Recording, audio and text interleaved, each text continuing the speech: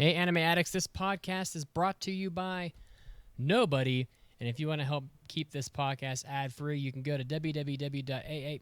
You know what? Honestly, guys, if you haven't supported the podcast by now, there's literally nothing I can do to make you support the podcast.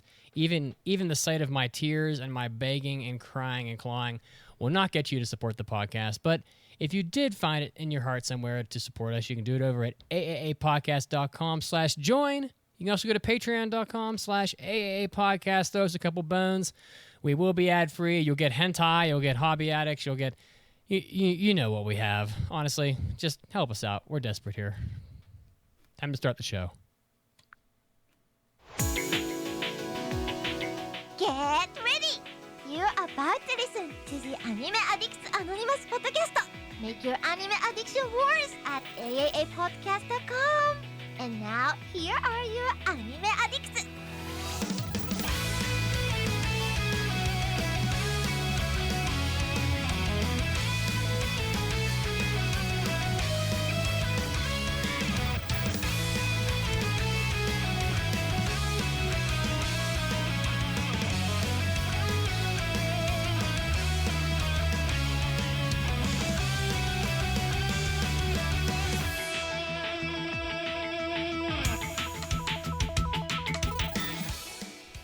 What is up, everybody? Welcome to the 577th episode of the Anime Addicts Anonymous podcast, and thank you to all of you for tuning in so we can make your anime addiction worse. All of you crazy people that are watching on Twitch, hello.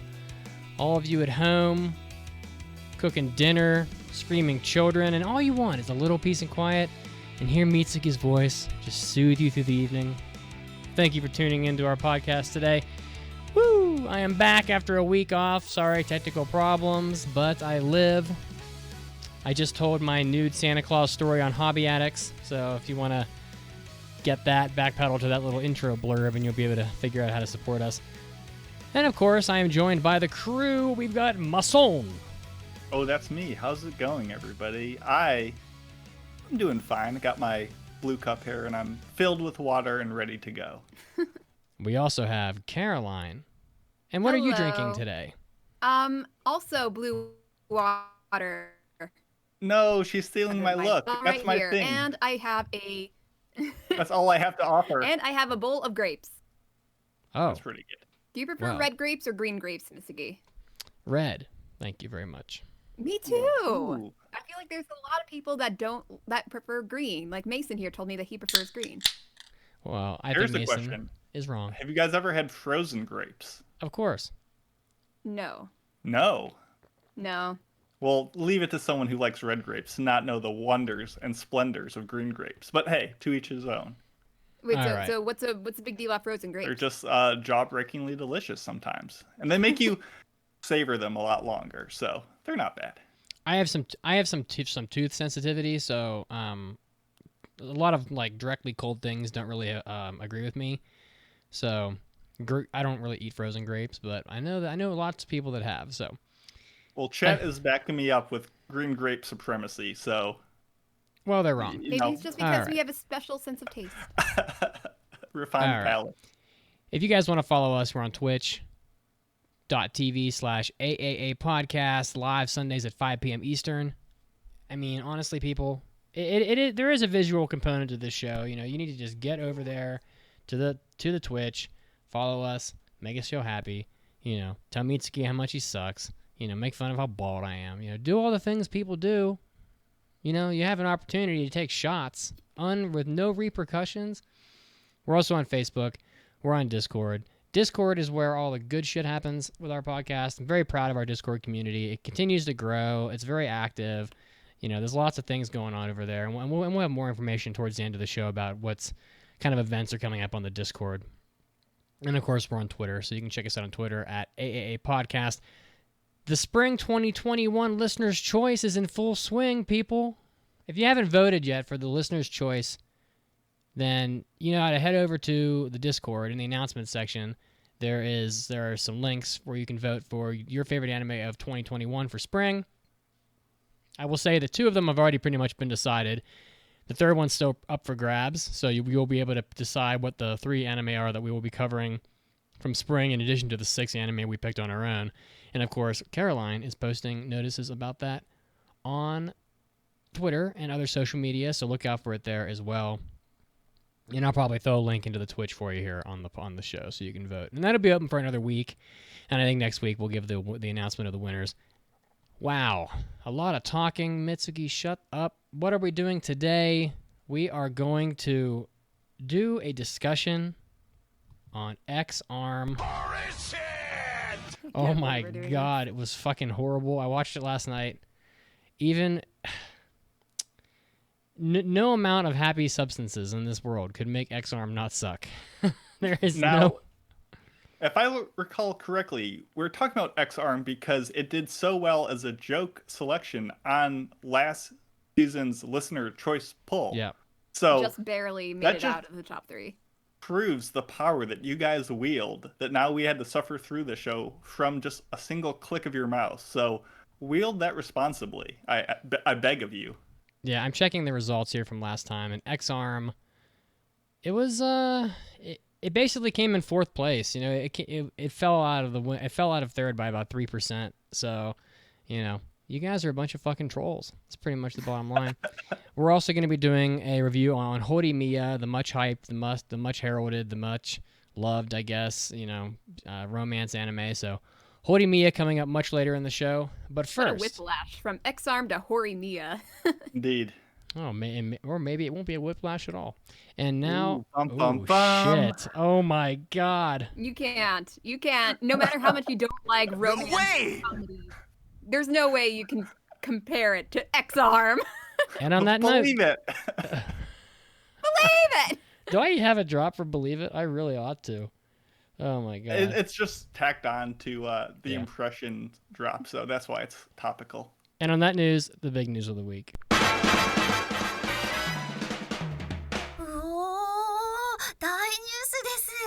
It's time for big news of the week. Do I need to like play sad piano music or something? Like it's so bad. People crying in my living room. My Pancake shed a few tears. Pancake's brother shed a few tears. I'm not really gonna play sad piano music. I really could. It's not really needed. No. It's not needed. But the Berserk creator Kentaro Miura has passed away at age 54. Which is probably the biggest news we'll have all year. If I had to take a shot, I'd take a bet and say that's probably up there, considering, you know, Berserk being one of the longest running and one of the most loved manga franchises that exist. Miura, I guess he passed away a while ago. He passed away on May 6th as a result of, quote, acute aortic dissection. I had to look that up, and it's basically where the inner layer of the aorta, which is a large blood vessel that comes out of your heart. I think it's like one of the major blood vessels. It's like the biggest one in your body. It tears, and blood leaks through the tear, causing the layers of the aorta to separate, which I imagine causes a lot of internal bleeding and is, you know, I looked it up, and the mortality rate is very high. So, you know, it's just a sad and shocking thing, you know. So. Where were you guys when you heard this news, and what was your immediate reaction to it?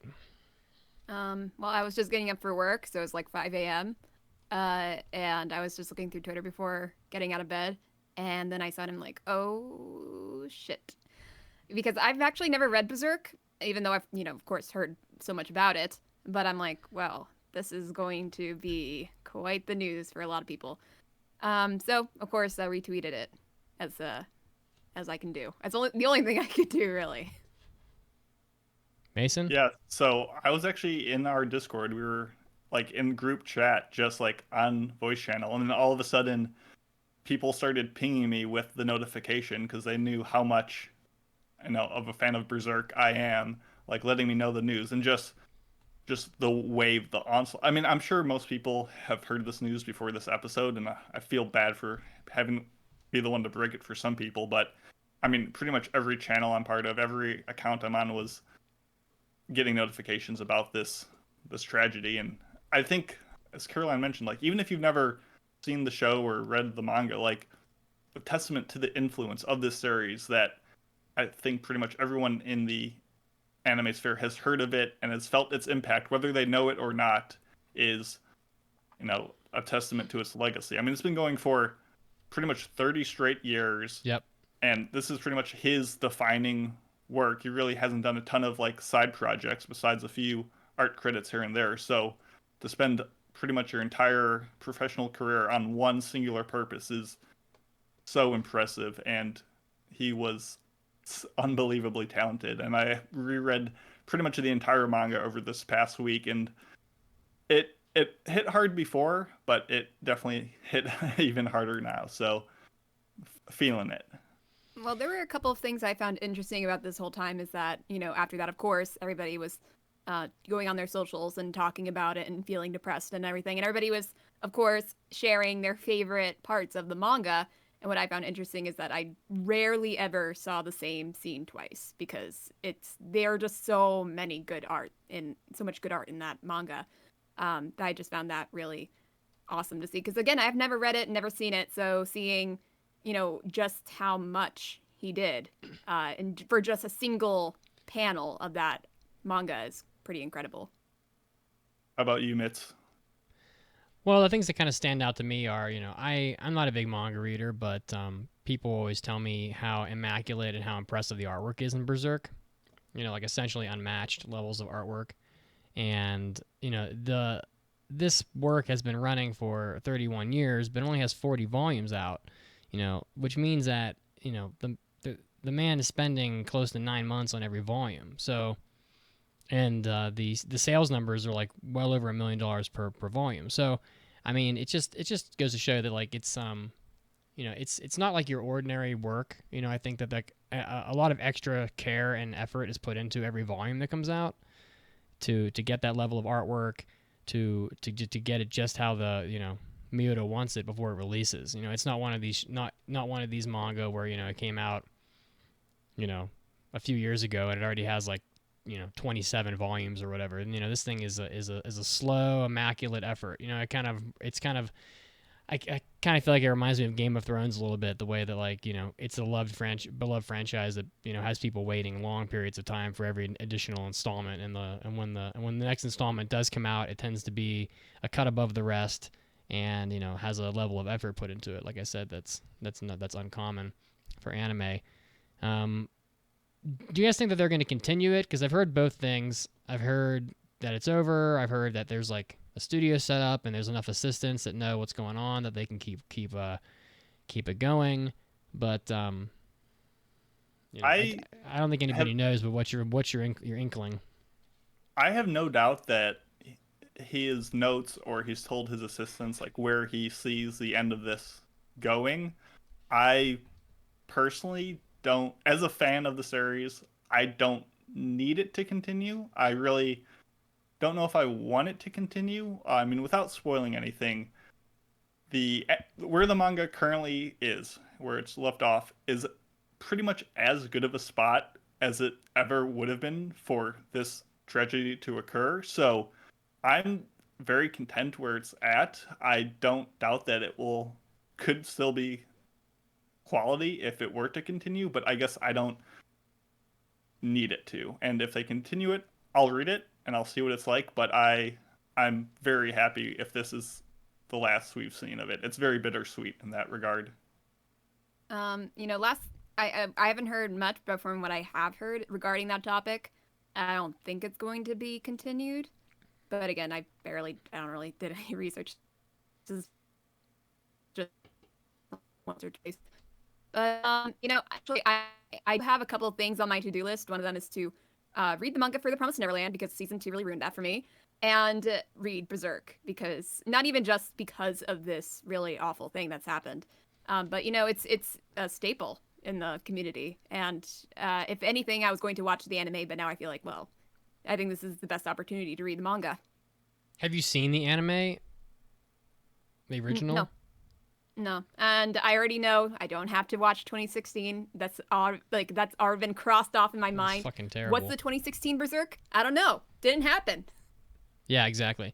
Well, so there are some articles out there already. You know, Studio Gaga, I guess is the name of the company that Miura created, and there's several different assistants. One of whom said that they were going to quote do their best, but people don't really know if that's referring to the heartache or whatever, or if that's referring to continuing the story. So we'll have to see. I think considering the amount of time it took to make every single iteration of this work, it sounds like it would probably be pretty hard to continue it if I had to make a guess. At least in the way that would honor the Miura, his legacy or whatever. So my hunch is that they won't continue it. I think it's probably a pretty tough order to create something that would be respectful of the work of the life's work of somebody. So I don't really know. My thoughts about Berserk are, I watched Berserk, the original anime series, when I was a kid, and probably 14 or 15, and it's just so fucking good. It's almost a shame that like it came out that it's so old now, because it came out in 1997, along with this like anime's golden era, as I say, like 95 to 2002, or 2002, or like the 7 years of like godlike anime coming out. You might even call it the golden age of anime. Ooh, yeah, we'll call it the golden age. Very nice. And Berserk, the anime is so good that there have been so many times, and I've said this before, where I'm looking for like an audio clip, or I want to find a piece of video to use for something, and it just happens to be like from Berserk. So I'm watching like I'm trying to find the best fight scenes or something. So I'm looking up Guts versus some monster, Zod the Immortal or whatever. And I wound up watching like 4 episodes of the anime. It's like I turn it on, I only really need to see like 5 minutes and just cut this clip out. But I end up watching like for an hour because it's so good. I've seen it a ton of times that it's tough to put down. And I feel like it's a shame that it's so old, because people that are watching anime today, like I have coworkers that watch anime, and it's never even occurred to them to go back and watch Berserk, because it's like they're just watching like Demon Slayer and My Hero, and no one ever typically tends to go back 25 years or whatever to see something that was made that's that old. And I'm like, no, you need to put down fucking Demon Slayer and go watch Berserk because it's some good fucking shit. And I was just having that exact conversation last week, and now I feel like I need to have that conversation again. So I just love the original anime. It never really finished. The manga's not finished, so how could the anime be finished? But it almost doesn't need to. Like, just that one season of the anime is enough to make it like one of the better things that are out there to see. So 2016 put aside. So read the manga. That's the best avenue for it. The OG anime is not bad. It certainly captures it better than one might expect, but the manga is the intended experience. I highly encourage, even if you're not a huge manga reader, if you enjoy the anime season, don't hesitate to pick it up. It is worth it, especially with how he transforms already very good art to just on another level that surpasses pretty much anyone else in the industry. Yeah, it's like you're reading a manga full of fine art. I mean, it's you're looking at like real artwork here. You always hear like the art teacher at school that's like, "Oh, you can't do anime. Anime is not art." Like everybody's heard that, from different art teachers. But like I feel like this is something that would make those teachers shut up, and be like, "Oh, wow, this is more than I expected." Go but tell I feel your like art teachers to shut up in honor of Or Miura. tell your art teacher to read volume 34 Berserk and case closed. Is Well, like, I volume have 34 like an especially great volume? No, but that's like one of the first instances of my mind where it is almost no dialogue in the entire volume across like multiple chapters. There's maybe only a couple lines of dialogue, and it's just him flexing to such a degree with these powerful imagery and highly intricate details that it never ceases to amaze me. At first, I thought you meant the main character's name is Guts, right? Yep. I thought you meant like just guts, like flexing. Oh, it does a lot of flexing. He's an absolute unit, and really we talk about the art being amazing. Oh wow, but really it is the character story arc. It is the journey of suffering and brutality that they go through that makes the soft spots and moments of not clarity, but just peace feel that much more invigorating, and it's impressive. Yeah, and the anime, that we did get, to me, it has a little bit of that it factor to it. It's hard to really put your finger on why it's so great, but from start to finish, it's just entrancing, and it's so dark and just juicy, and I love that shit. And I can put my finger exactly on what makes it so good. The Guts theme music of the chanting is simultaneously the most like harrowing, heartbreaking, like emphatic, like inspiring, like it touches on every emotion simultaneously, and it is one of the finest tracks in all of anime, I would say. well, After all of this, this news about Berserk and how I'm pretty sure that there have been a fair number of non-anime manga fans that have heard of this news and everything like that. Do you think there is going to be an announcement that there's going to be a Hollywood remake of Berserk? Not a Hollywood one. You don't think Hollywood would touch it? Listen, I feel like Western media really likes gory, like violent pieces, and Berserk certainly has that. But I think there's a level of darkness that it goes to where they would have to not censor it too much, but I don't think it would work well. I think it would work better than some other adaptations, mind you, but I don't know. We have the manga, we have the anime. I don't know if I need more. there's a couple of reasons, and it's really the same reason why I don't think this will get an adaptation for Hollywood. The first one is that this is absolutely a rated R anime. Like there's no possible way to get it down from rated R. You could, but you would be pissing off fans of the property by cutting out all sorts of stuff. I mean, Hollywood remakes do that anyway. The end of the original season of the anime is so beyond rated R. Like I don't even know where to go with it. I mean, you couldn't adapt it without cutting things out. So you're going to piss people off. Or the other thing is that like Hollywood doesn't like doing rated R adaptations. If you think about it, there aren't really that many of them. All the Marvel movies, they're all PG-13. PG-13 is what Hollywood goes for because they know that R ratings deter parents from taking children to movies. And so if you look at like all the adaptations, the Sonic the Hedgehog, Battle Angel Alita, like all these things that have come out, none of them are rated R. Can you imagine I'd a watch rated a R rated- Sonic the Hedgehog? That's exactly what I was thinking. I would watch that. I was really thinking that if anything, they would make it PG-13. They would take the name Guts, they would give him a big sword, they would maybe make the setting similar, and that would probably be the very end of it, of any similarity between this and Berserk. I mean, there's just like not a single episode of Berserk that I saw that isn't rated R. I mean, like from people being just cleaved in half at the waist and having their just like bodies like just split in half because Guts' sword is so huge, and raining blood, or monsters raping people. It's just like there's just like it's just not really that. It wouldn't be that easy to adapt.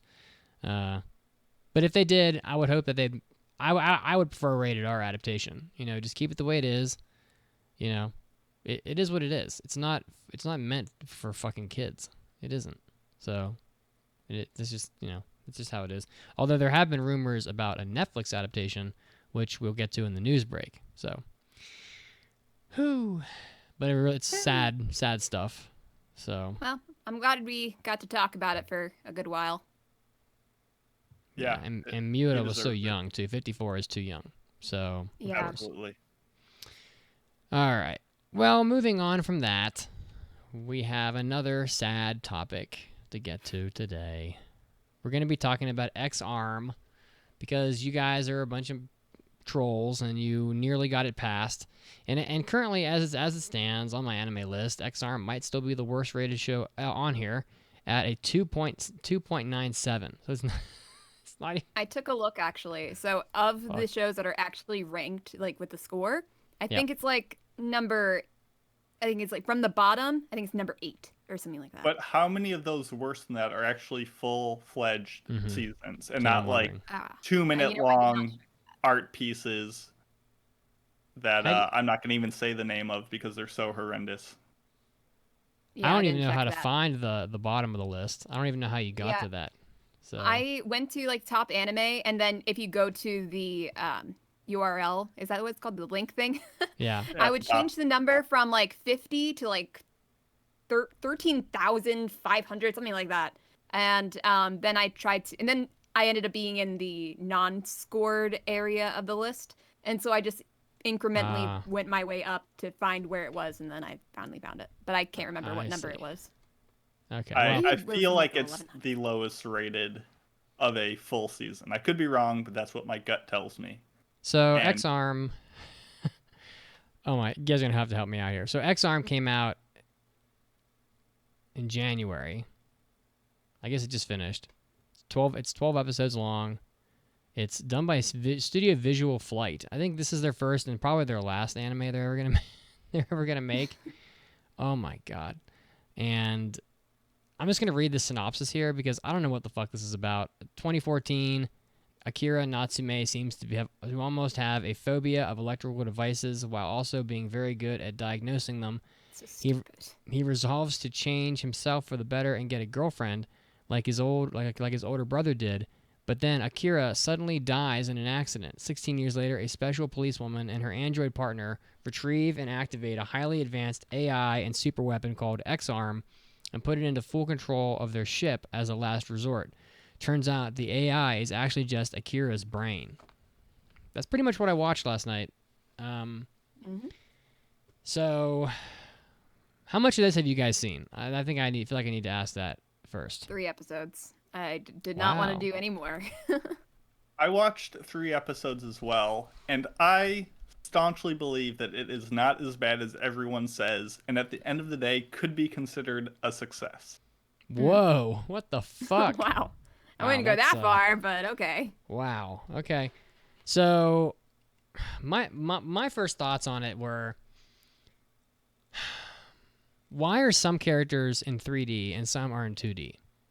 Because they want to make the main characters in 3D, and everybody else said they didn't care about they made 2D. Well, they wanted everyone to be in 3D, but if a character is going to be on screen, like, say, that one young girl who has a bow in her hair, because that's a very... we'll talk about that later, but it takes a lot of time to model a character in 3D, so if a character is going to be on screen for 10 seconds, it's not worth making a full model for them, so it's easier to just do standard 2D animation for them. And boy, everyone's like, oh, the CG looks bad in this show, whatever. The terrible. 2D looks even worse. The 2D is even more atrocious. Honestly, I'd rather see the 2D than see that 3D all over the place. Because at least in 2D, they have facial expressions. In 3D, it's like the little jaw just goes up and down and up and down. And that's all movement they have in their face. Yeah. There was one shot where... there's some really bizarre lines and some really bizarre shots in this, but there's definitely I know what scene you're thinking of. It's like a dude and he's talking and his face is just locked, like he doesn't have any facial expressions and his jaw just moves up and down like a puppet, like his jaw's like on hinges and they're just like sliding his whole jaw up and down. It's really fucking bizarre. That's in episode 2. So to be fair, every single character in the show has no lip or mouth articulation. It's all just like they've said before, their jaw sliding up or down. And it stands out in this scene when Chief Shiga is talking because he's like perpetually frowning. And I want you to make like a frown, like a big inverted U, and then try talking like that. And you realize how impossible that is. And that's why it stands out when he talks and you see it in every character. And also, no character blinks in this show besides the main character. Like, they did not add blinking into their cycling.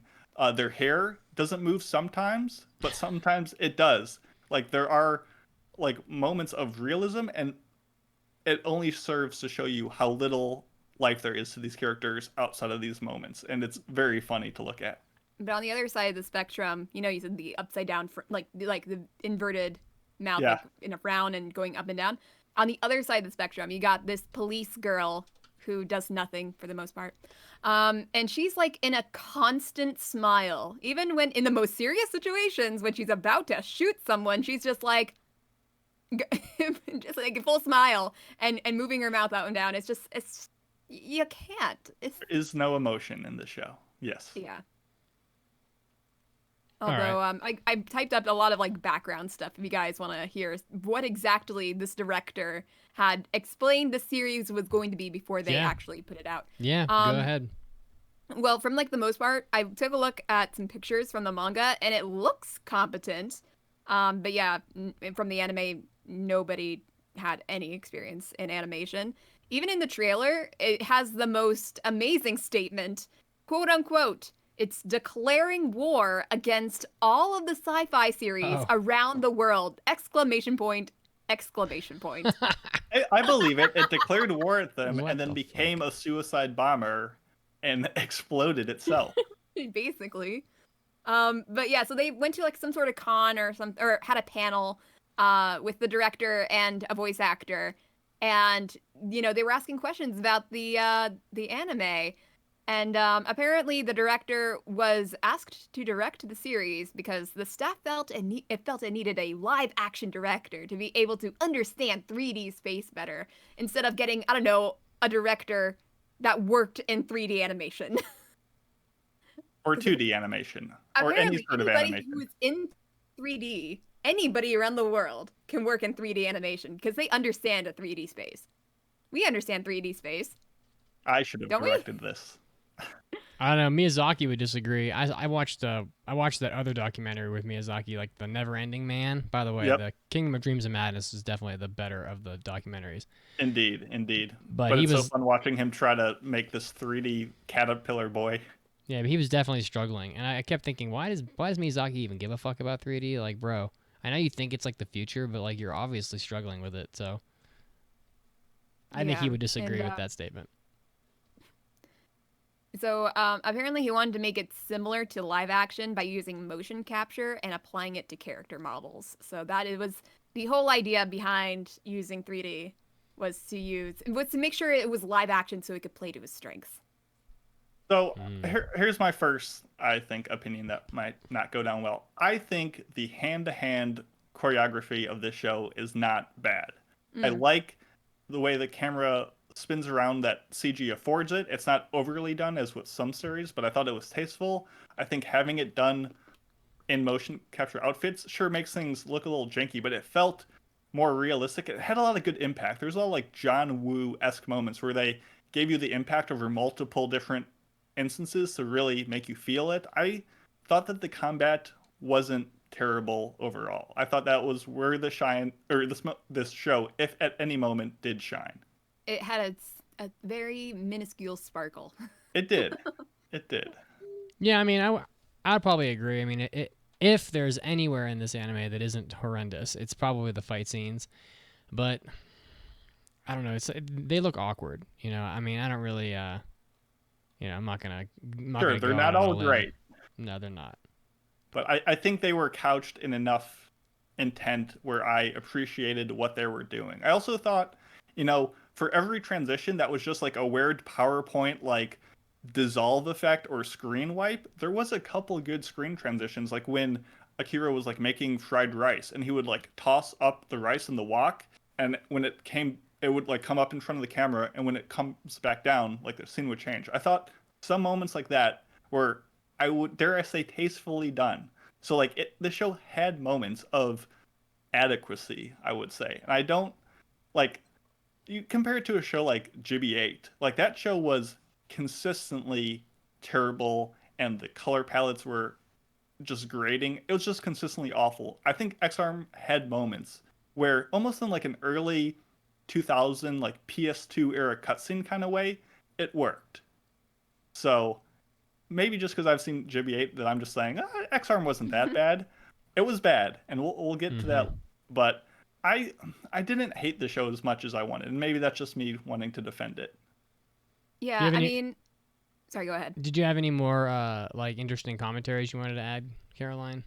I do remember that he said that he wanted to make it as realistic as possible and make it something that anime watchers have never seen before, which I think he really hit the mark there. I also remember that he said, and I was reading a couple articles, that he said that he wanted to make this anime because he's not, like, because he works in live action, he's not bogged down by these industry standards as animators are. So I think he got a little high on his horse when he thought, like, because I'm not an animator, I can make the best anime ever. It's just that kind of I'm logic not that bound gives to you. the same rules of quality and consistent perspective and not making my viewers hurl by my terrible design choices. Yeah, he seems to not realize just how hard 3D animation is to make it look good, to make it feel like it's necessary in an anime. And he just said, "I'm not an animator, therefore I am not bogged down by your rules." I mean, So I yeah. get you have to sell your product a little bit. I guess I get that. I mean, I think that there's a reason why these standards exist. You know, it's like, oh, these animators, Exactly. they have like these things called Called standards. experience. It's like, well, there's a reason why that matters, because when everyone else is working by those standards, and then you say fuck it, and your thing looks like ass, you end up with a 3 on Mao, which is like almost impossible. It's like, you know, almost everything gets between a 6 and an 8 because everybody either gives everything a 0 or a 10, and you know everybody hated this. So, there were just some really weird shots in this. I mean, there was a shot where the like what the fuck are their names? As if it matters. The police girl, the Alma, robot boy, yeah. Alma and Akira are like fusing or some shit, and Mhm. they like meet in cyberspace, and they're just butt ass naked, and like and there's this like white sensor bar that covers like 50% of the total screen right through the middle. It just like The sun. it literally is like the top 25% of the screen is a bar that has where you can see. The middle 50% is just totally white, and the bottom is zero is just like, you know, colored too. And I'm like you literally sacrificed half the screen in this shot because you wanted to have them naked. I'm like, why the fuck does this matter? I was like, just put some booby tassels on Alma, and give Akira like a banana hammock and uncensor it. Like what? Like it's like, why would you have in this fucking 3D anime that looks like crap anyway? Why would you give up the entire shot just because you want like people to like imagine what they look like naked or something? Do you guys remember the So shot I'm referring to? Oh I yeah, do. well they do it every 5 minutes. I mean, they even censored out the two girls kissing because they couldn't animate their lips Yeah. actually kissing. But I think this stems from the manga. So the manga is very well drawn. The manga looks fantastic, and Akira in that adaptation or in the source material, as well as many of the other characters, actually have characters. They have personalities. The manga is very adult. Like there is a lot of nudity. There's a lot of like face and boob and upskirt fan service. Like there's just a lot of very graphic shots that I think fans of ecchi action people would love. And I think they were trying to avoid all of that in this adaptation. And so, in order to like not only disappoint the fans but make things unwatchable, they just took out any sign of life, made everything stiff, and like you said, over edited it to the point of just you see nothing. You just see huge swaths of white canvas, and you're just like, why even bother? So this is a very etchy source material, and I think that was their way of literally whitewashing all of it out. Mm. Yeah, and like I know it's etchy and I know this is anime, but I still can't get over the fact that it's an android specifically made for combat. So why did they give her like 50-pound boobs? It's like it makes no sense. 'Cause she I hate hot? this stuff. I think I just hate her like gymnastic esque Yeah. outfit plus like high heeled Good. high combat boots. Like I think that like did not work. And I get that they Yes, and changed it constantly. In episode 3, they are like, "Oh, this is a high-tech spy gear that I have to wear," and I'm like, "Sure, it Okay, is. okay. Okay." I think my favorite shot of this entire show it happens. I wrote it down if you want to join me. It's at 10:56 in episode 2. And look, I think a lot of things that we talk about on the show are very subjective. We can talk about transitions or character designs or the writing, where there's no like good or bad. It's just our personal opinions, and we kind of discuss them without having any black or white. I think this was a straight up mistake. And at this time, there's a council of people. They're all chatting around this computer, and Alma walks into the room, and she's walking towards a group of people, and the camera is focused on her, fading out as she walks into this group of people. So the camera is moving backwards slowly. And it looks like she stops and starts talking to these people. But I don't think the cameraman got the memo, and it continues to pull back. And then they realize, oh shoot, we've pulled back too far. So the next cut has the camera snapped back in the previous position. And I just saw it. it looks so funny. I had to watch it like multiple times because it just brings a chuckle to my face where that was probably not intentional. That was just a mistake. They probably didn't mean to edit it that late, and it just didn't. It made it into the final cut, and it's very funny. And there's so many moments of that litter these episodes as they go on later and later, that it is really where it begins to crumble under the weight of I would call it ambition, but it starts to fall apart. But I think no one's choice. I think it's just a lack of experience and know-how, and I think this is a failure from the top for planning, getting the right staff, having the right amount of time to iron everything out, and it's not a good show. No. There were some really bad quotes in this too. Yes. I'm trying to think of one. I can only remember 2 of the 3 that I wanted to mention because I'm old. But there was one where I took a picture of it. She literally almost talking to somebody. I guess it's Akira. His name is Akira, right?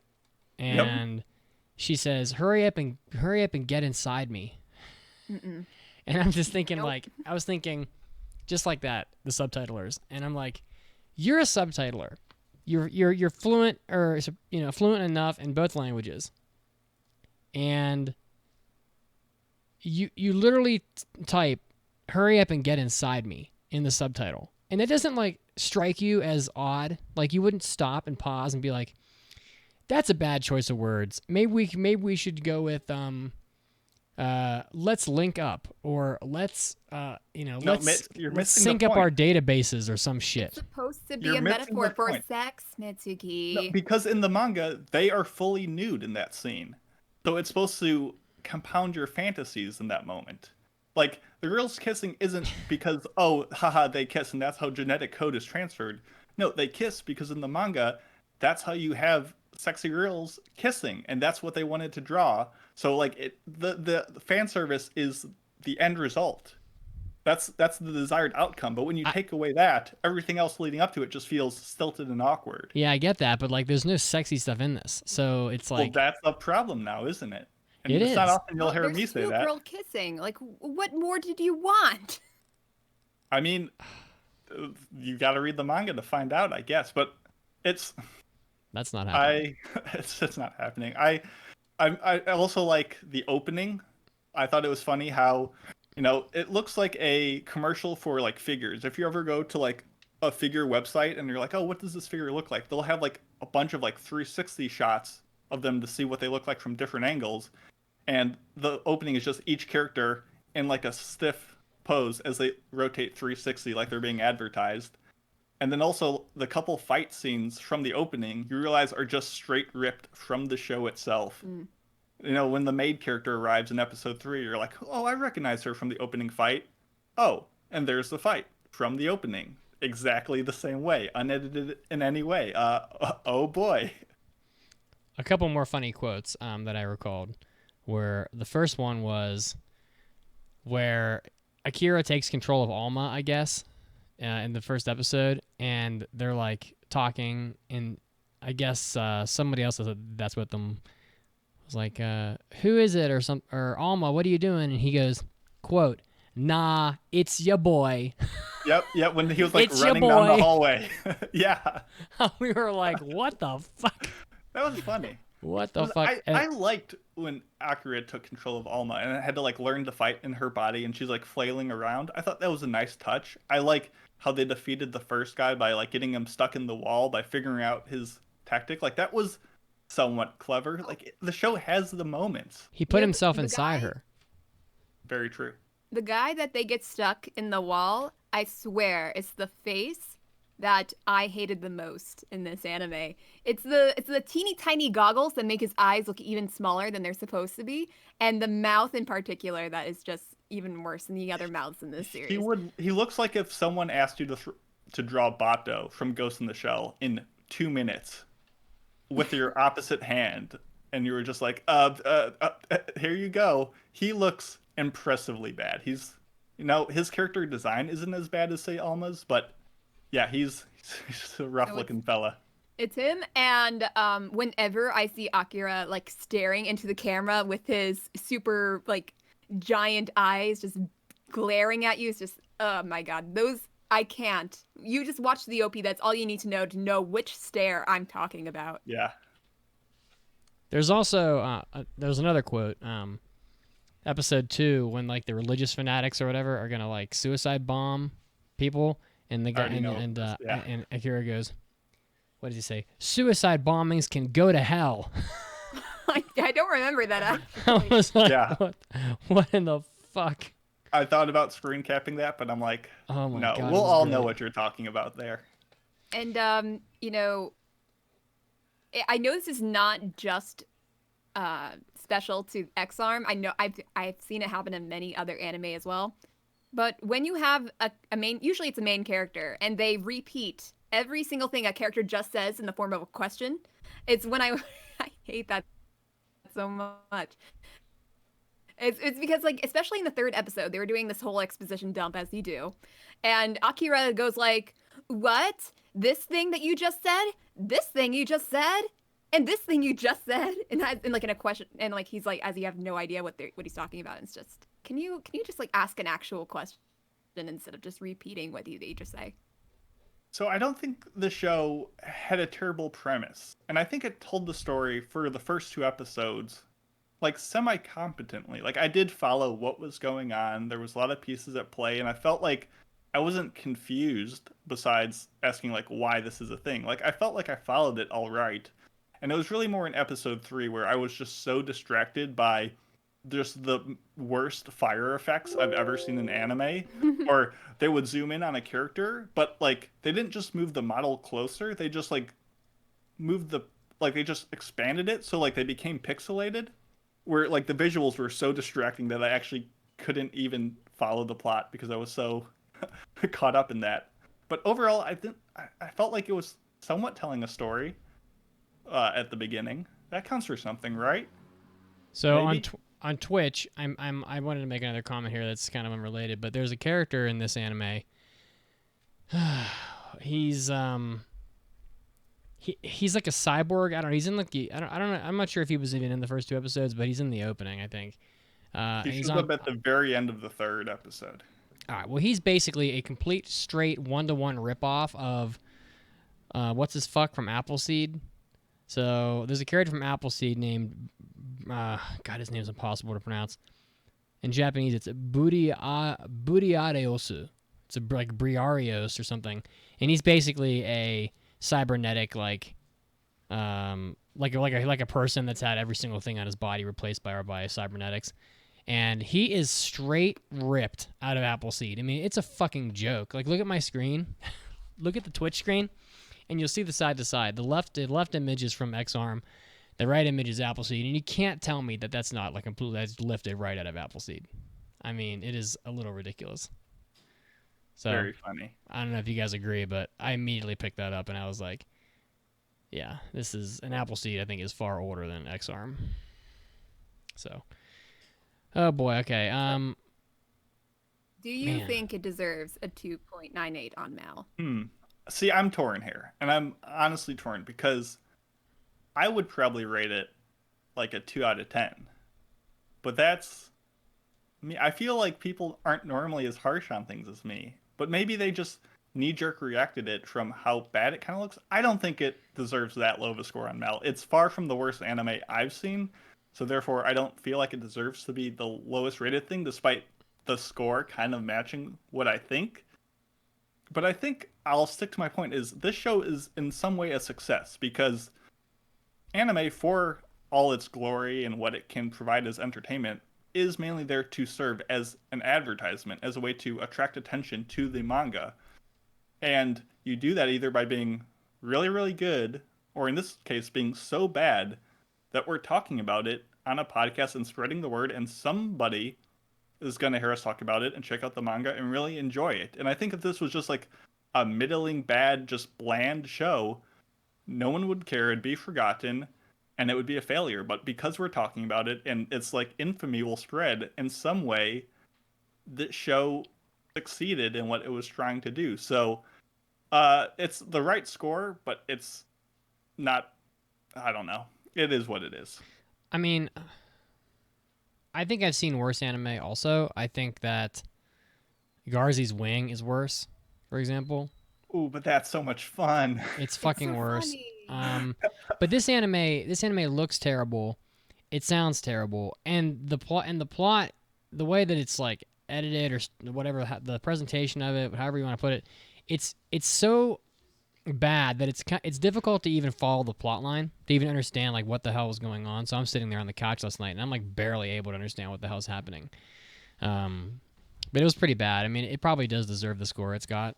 So I wouldn't give it a 0, but it's, and on our system I'd probably give it a 1. I mean, it's pretty terrible stuff. So Caroline. Well, I decided to give it based on the 3 episodes I saw. I gave it a 4 because Ooh. I feel like 4 anything out of five, 5, than that, baby. Holy 4 out of shit. 5. No. 4 out of Big 5. fans. Caroline that said will it. lead us to our trivia question. No more discussion. You lose speaking privileges. You The can't court defend rests. yourself. 4 out of 5. Wow. No, it's Unreal. out of 10 because I feel like anything lower than that, it has to actually be offensive to me, which it's not really offensive. I just don't like ecchi. But yeah, it's not the worst thing I've ever seen. If anything, at least it has a little bit of value in that I did laugh a few times, so there's something. And actually, I'm taking a look at my Mal right now, seeing what else I gave a 4. And I've given a 4 to Osama Game, the animation, Tokyo Ghoul Route A, Natsuki Rendezvous, and Sound of the Sky. So that's valid, I think. Maybe actually it deserves to be even higher than all those I mentioned. Maybe I need to relook at my Mal list.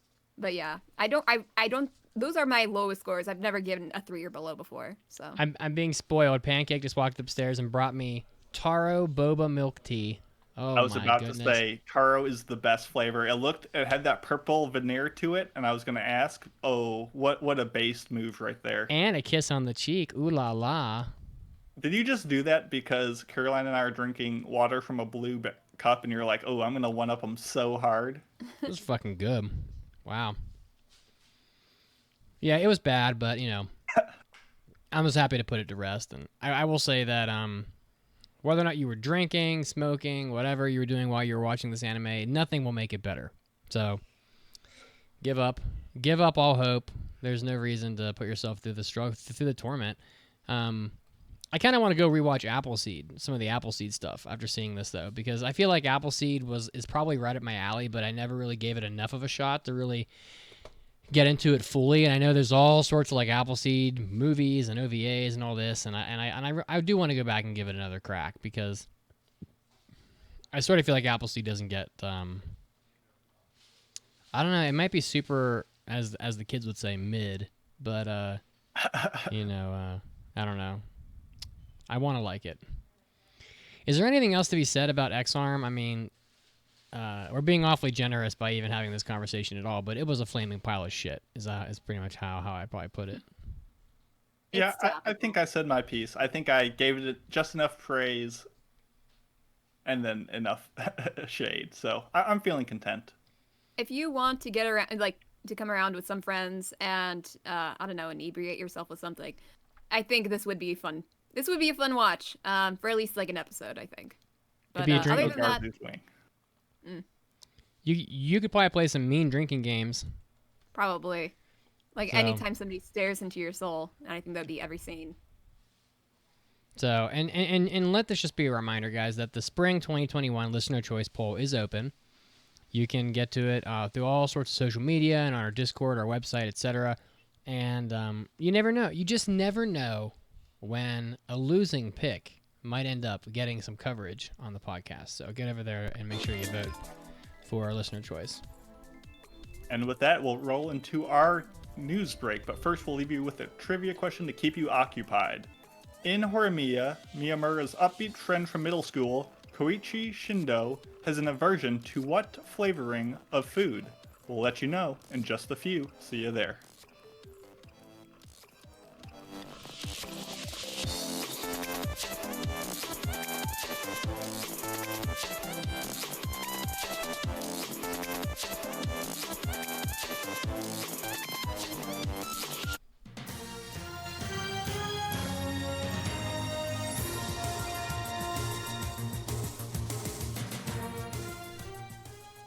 Anime Addicts, this is Mitsugi, and it's time for your anime news break. Starting off with even more bad news from the anime industry on animator treatment. It looks like several animators from Mappa Studio have quit.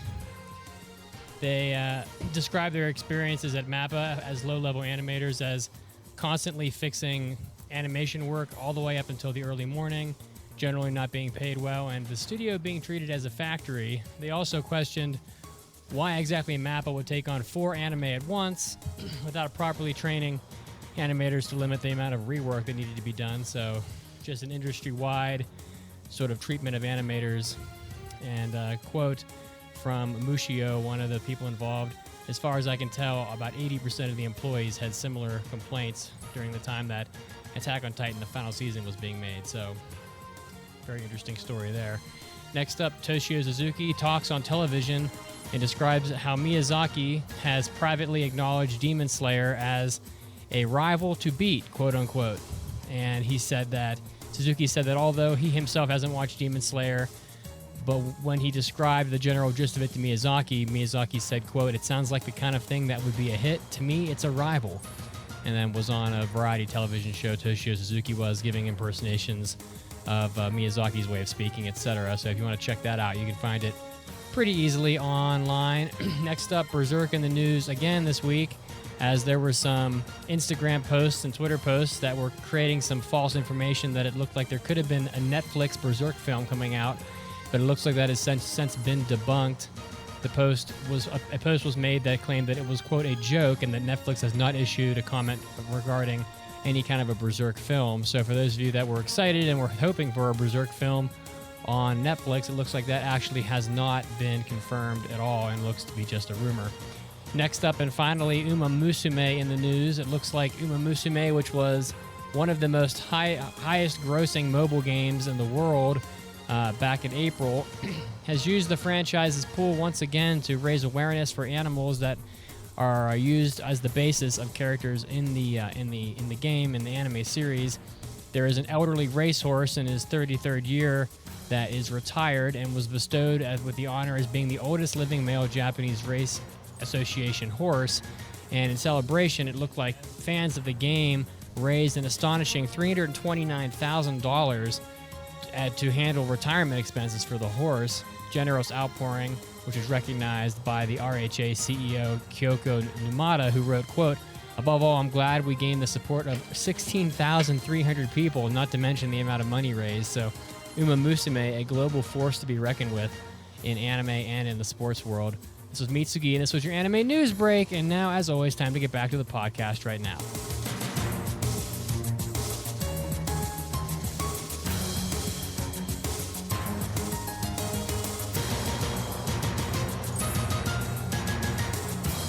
Hey, Anime Addicts, this podcast is ad-free. And if you want to keep it that way, you can go to aapodcast.com/join or patreon.com/AAApodcast. You're going to be getting 8 exclusive podcast episodes per month, our hentai episodes, our after parties, and our Hobby Addicts episodes. And today you'll get to hear a story where I was confronted by a naked Santa Claus in a bathhouse. What?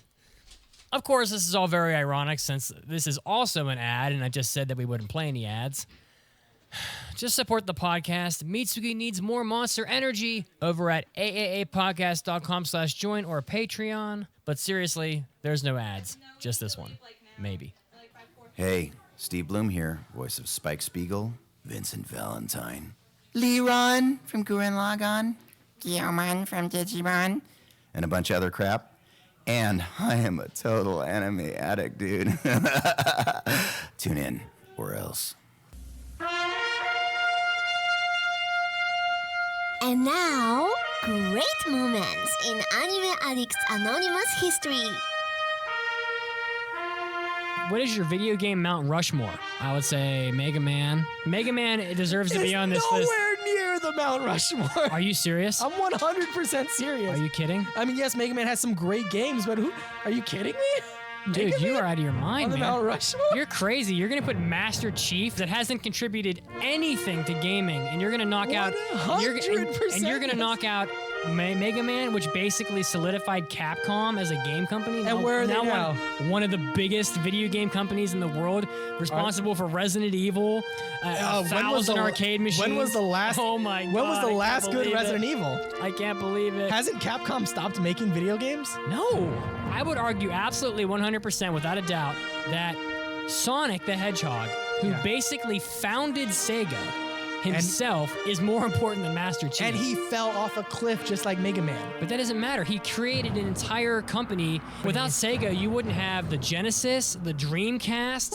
Who Ar- cares about the Dreamcast? Dude, that system was... Dude, Sega Corp is a gigantic company that makes like half of Japan's arcades. BCom says, where is Sega now?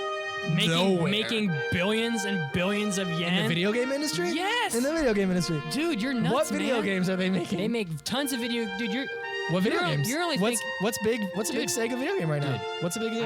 I need you to calm I'm down just so I asking you can a question. talk. I just want to know. And now, back to the podcast.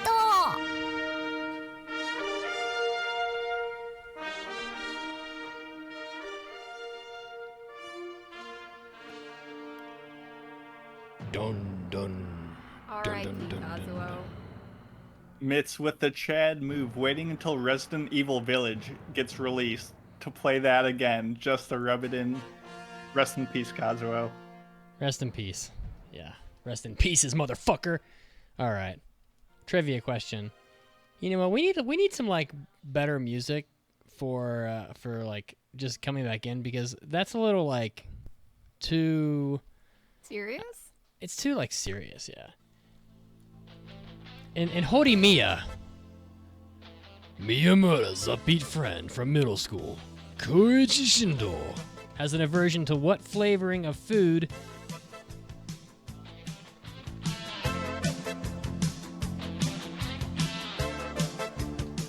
Cheese. Would you like cheese on your sandwich? All right, he doesn't like cheese, I guess. I don't know. Silly. I love cheese. I had cheese in my eggs earlier, and it is a little life-changing to get cheese in your eggs. All right, but now it is time to get learned on some movies. I watched a movie today too. Ooh, but I haven't seen this one. Mason, are you ready to talk about Unexplored Pictures? I am. Get your popcorn ready. It's time for Unexplored Pictures with Mason. Welcome to another episode of Mason talking about weird movies that no one's ever seen before to try to spread the word on them. And I believe special guest maybe Caroline has seen this as well, so she can chip in. I'll try to go quick because we're running a little behind schedule. But the movie today is called The Legend of Hay. It is a 2019 Chinese movie that is 20 minutes short of 2 hours. The art is very simple and chibi-esque, quite similar to All Saints Street, which is done by the same studio and director. The combat has touches of Valley of the White Birds or Dahufa, and from an anime perspective, I would liken it most to Hosoda's The Boy and the Beast, except this has less annoying drama and maybe a better villain. But essentially, The Legend of Hay tells the story of this cat squirrel. I was trying to say cat and squirrel at the same time. It's like a cat squirrel, little cute black monster named. Where do you see squirrel? It's not as big as a cat. It's really small. Okay, Got a yeah, weird it's fluffy a cat, tail. but it's a small cat. It's too small to be a cat. It's a kitten. It's a fantasy being named Zhao He who starts his journey because his forest home is destroyed by like deforestation. Humans are moving into his turf, and he's on the run, and he is soon picked up by a troop of other monsters who, like him, can shift between animal and human and monster form.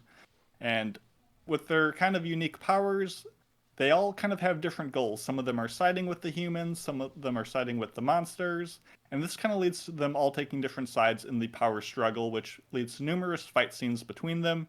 These fight scenes are stupendous. They're super fluid, well animated, because obviously a movie budget and the production time, but because of the art style being a little more simplified, it really allows them to hone in on the choreography and just the backgrounds and just so much more.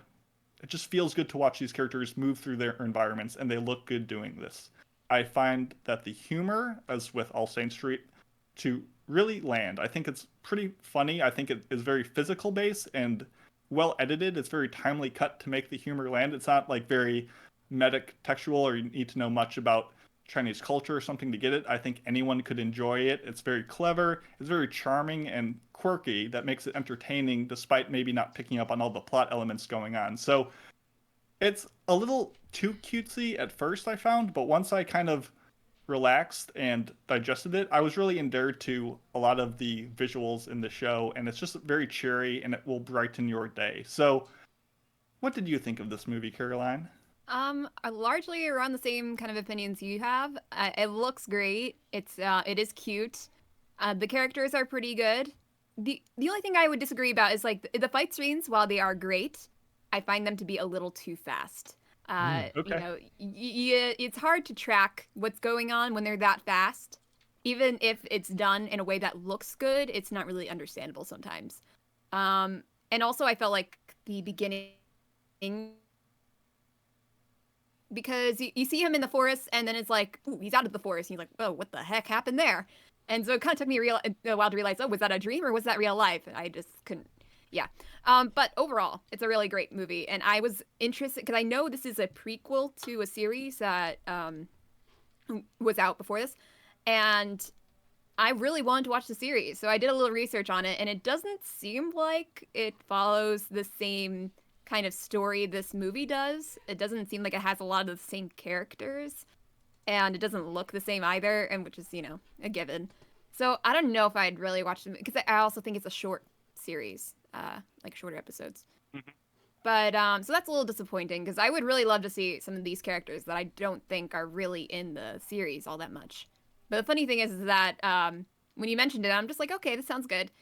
And then I started watching it and I'm like, wait a minute, this all sounds familiar because back in like 2019 when I was going through Twitter, I think I retweeted some news about this movie because it looked so good. And I'm just like, I'm texting some of my friends I know from China. And like, have you ever heard of this? And they're like, oh, no, I'm not really aware of this. And so I was originally planning on watching this anyway, and I just totally forgot about it. So thank you for bringing it back to my attention.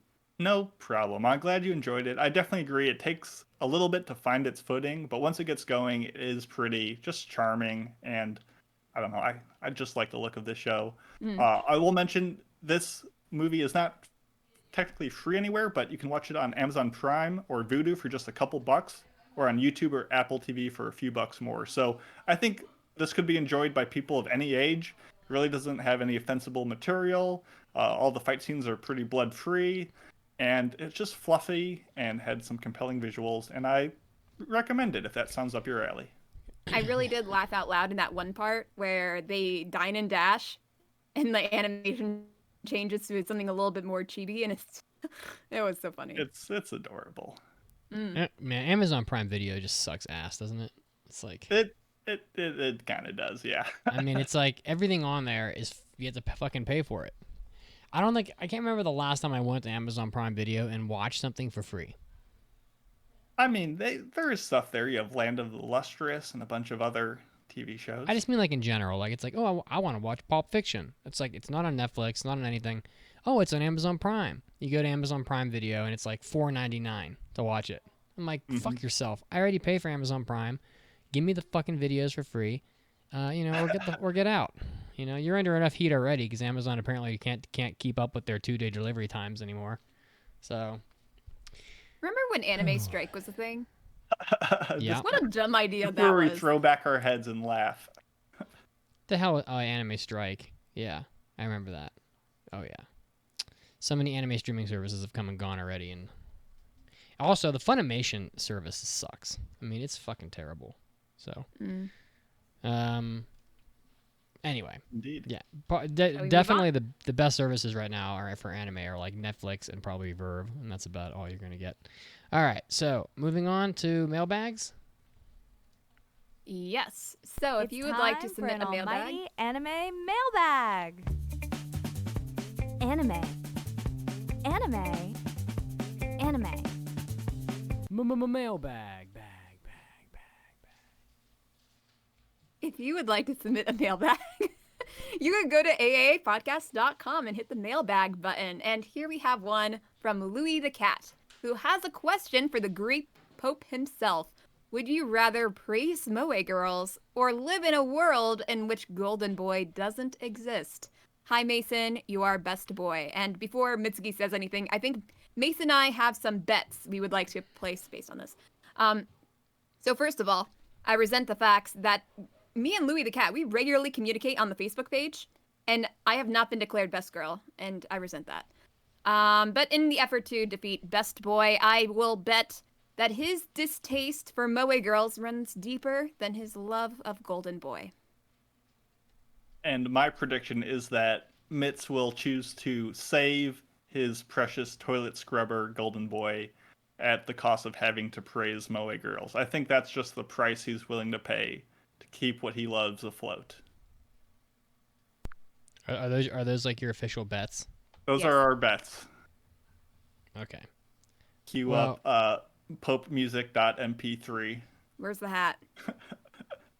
I don't really need the hat for this, you know. Pretty much all you know, we can have like we're just gonna have like a press reading, you know. So, gonna open up this piece of paper here that was prepared in advance. The church maintains its stance and fight regarding the global moe atrocity. This is the longest drop ever. Fuck off. Get the fuck out of here. The church maintains its stance and fight regarding the global moe atrocity. Some sacrifices may need to be made on the way to a righteous freedom. And that's all they wrote. That's all that the PR office wing of the Church of Mitsugi has prepared for you today. So, But that's I'll nebulous. take that as my win. No, see, maybe it could be the sacrifices of him having to acquiesce to the moe-ness, to I don't think so. retrain, no, maybe. Where's maybe. my $5, Mason? listen, You bet Listen. money on that. Where's my No. natto? no one anime We are not series, doing natto. no one anime series is more important than the greater good. Okay. And if Interesting. Golden Boy has to hit the road in order to preserve a wholesome future for our children and our children's children, then we will maintain our stance that moe girls must be destroyed, and Golden Boy will have to, be a piece Interesting. of collateral damage. So that's simple as that. So I in did that not sense, I know would your say love for it was Mason. that shallow. I did not know you were so weak-kneed, so Oh, quick no. it's to more like sacrifice your friends, to throw them in front of the bus. This is to for the save greater society. good, Mason. This is the world's trolley problem of do you redirect? Well, I guess you got it right, Caroline. I guess you win. I guess I did. Yeah, see, it's all about it's Mason. It's more about it's not really so much about like not having loyalty. It's more about remaining firm in one's convictions. Okay. Golden Boy would love you for this, Mason. Mitsugi. And I'm gonna tell you right now that if Mason I knew it. himself does not quickly change his act and his attitude towards the sins of this world, you yourself may find yourself in the moe pit of hell along with all the filth. Mason, your soul, I can see it, and there is hope for you, but you must once again retreadeth the righteous path, lest your soul be lost forever. Amen. Amen. Feeling a little tarnished right now. That's just how I like it. All right, the Pope has spoken. All right. Now, did you guys have comments about that as well, or? No, you did it perfectly. Yeah, it's fine. All right. Oh boy, are we gonna review Horimiya now? Yes. It sucks. Move on. Ba-dum-bum, ba-dum-bum. Shut up. Just kidding. Okay, so we're reviewing Horimiya. It was in the winter of 2021 season, and you can watch it on Crunchyroll and Hulu. And it was passed by moi in episode 562. Moi. So, let's talk about the synopsis. So, you got two characters here. You got Hori and you got Miyamura. They are both high school students. Of course they are. And basically, each of them has this little secret side of themselves that they keep away from everybody else at school. See, Hori is very popular. She's nice. She's pretty. But she goes home, and that's basically it. She does not hang out with her friends very much outside of school because she has to take care of the house because of her parents. They have jobs where it keeps them out of the house for the most part, and so she has to take care of her brother and all the housework. And also she puts her hair up in a ponytail and doesn't wear makeup, which I guess is a big no-no compared to her image in school. And then you got Miyamura, who in school is seen as like an otaku, creepy guy with really long hair and, just weird. So people just assume things of him. Very quiet. But one day, Hori goes out to pick up her brother, or her brother comes home with a nosebleed and is ushered in by this guy who looks really cool, has a man bun, got some piercings, and everything. And Man bun. Ooh. Smothering. Make my pee-pee tingle. Ew, stop. So he helps her brother home, and then she comes to the realization that it's Miyamura, the boy that is really, like the outcast in school. And it seems that because of his piercings, he wears his hair long and in front of his face so they don't see it. And he also has tattoos, and that's the reason why he wears sweaters all the time. So he has this image outside of school that nobody really knows about. And then they kind of, form a friendship, and then, soon a romance. So that's basically the premise of the show. And so shall we talk first impressions? Yeah. Sure. You're leading the show here, Caroline. Okay. So I read the manga a while ago. It has been a while, but yeah, I loved the manga. It's one of my favorites, my favorite romances of all time. And while I did know that after a couple, maybe after like 100 chapters, it got a kind of bogged down by the fact that it becomes very slice of lifey after they get rid of most of the main plot points in the first like 50 chapters or so.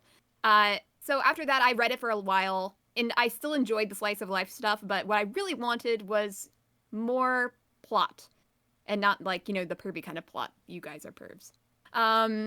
You guys, Hey there. plural. Come on now. Don't associate me with some of these Maybe other not hosts. you guys, but I'm talking about the listeners as well. Okay, So yeah, and so I kind of just stopped reading it after a little while, and I know it's based on, originally it's a web novel that's been wrapped up for a while, and then it becomes a manga that looks a lot better. And then there is an OVA, which I've watched the most part. I've watched like maybe half the episodes that are out at the moment. And that it doesn't really look all that good. And there's only like 6 episodes, I think, of it. That's correct. Yeah. So when I heard that this anime was coming out, my favorite manga of an OVA that I really wanted more of, but still didn't really like the look of. And it's just, everything came together. And I have to say, this was the most excited I was for any anime announcement. And I know a lot of people were the same as well. So, of course, no matter what came of this, I had to pass it. And based on the first 3 episodes I watched before we did our first impressions episode, it was really enjoyable. It looks great. The characters are as I would like them to be. And, it was hitting all the boxes from my perspective. So, yeah, I was really excited to watch it and discuss it. So, Mason, what did you think? So, like yourself, I also read quite a bit of the manga, and it's really fun. I really like it. Like you said, it starts off strong. It develops a relationship almost so quickly that they come to a point where they don't really have anywhere to go, and it just trails into this slice of life, meandering story that eventually I trailed off from it and dropped it. But it was fun while it lasted. So I watched 1 episode of this back when we were doing impressions, and I was very mixed on it because while the visuals look good, not just for a romance show, but like they generally look good throughout for any category, courtesy of Cloverworks, just killing it. Not to mention a very solid opening. The voice acting sounded great.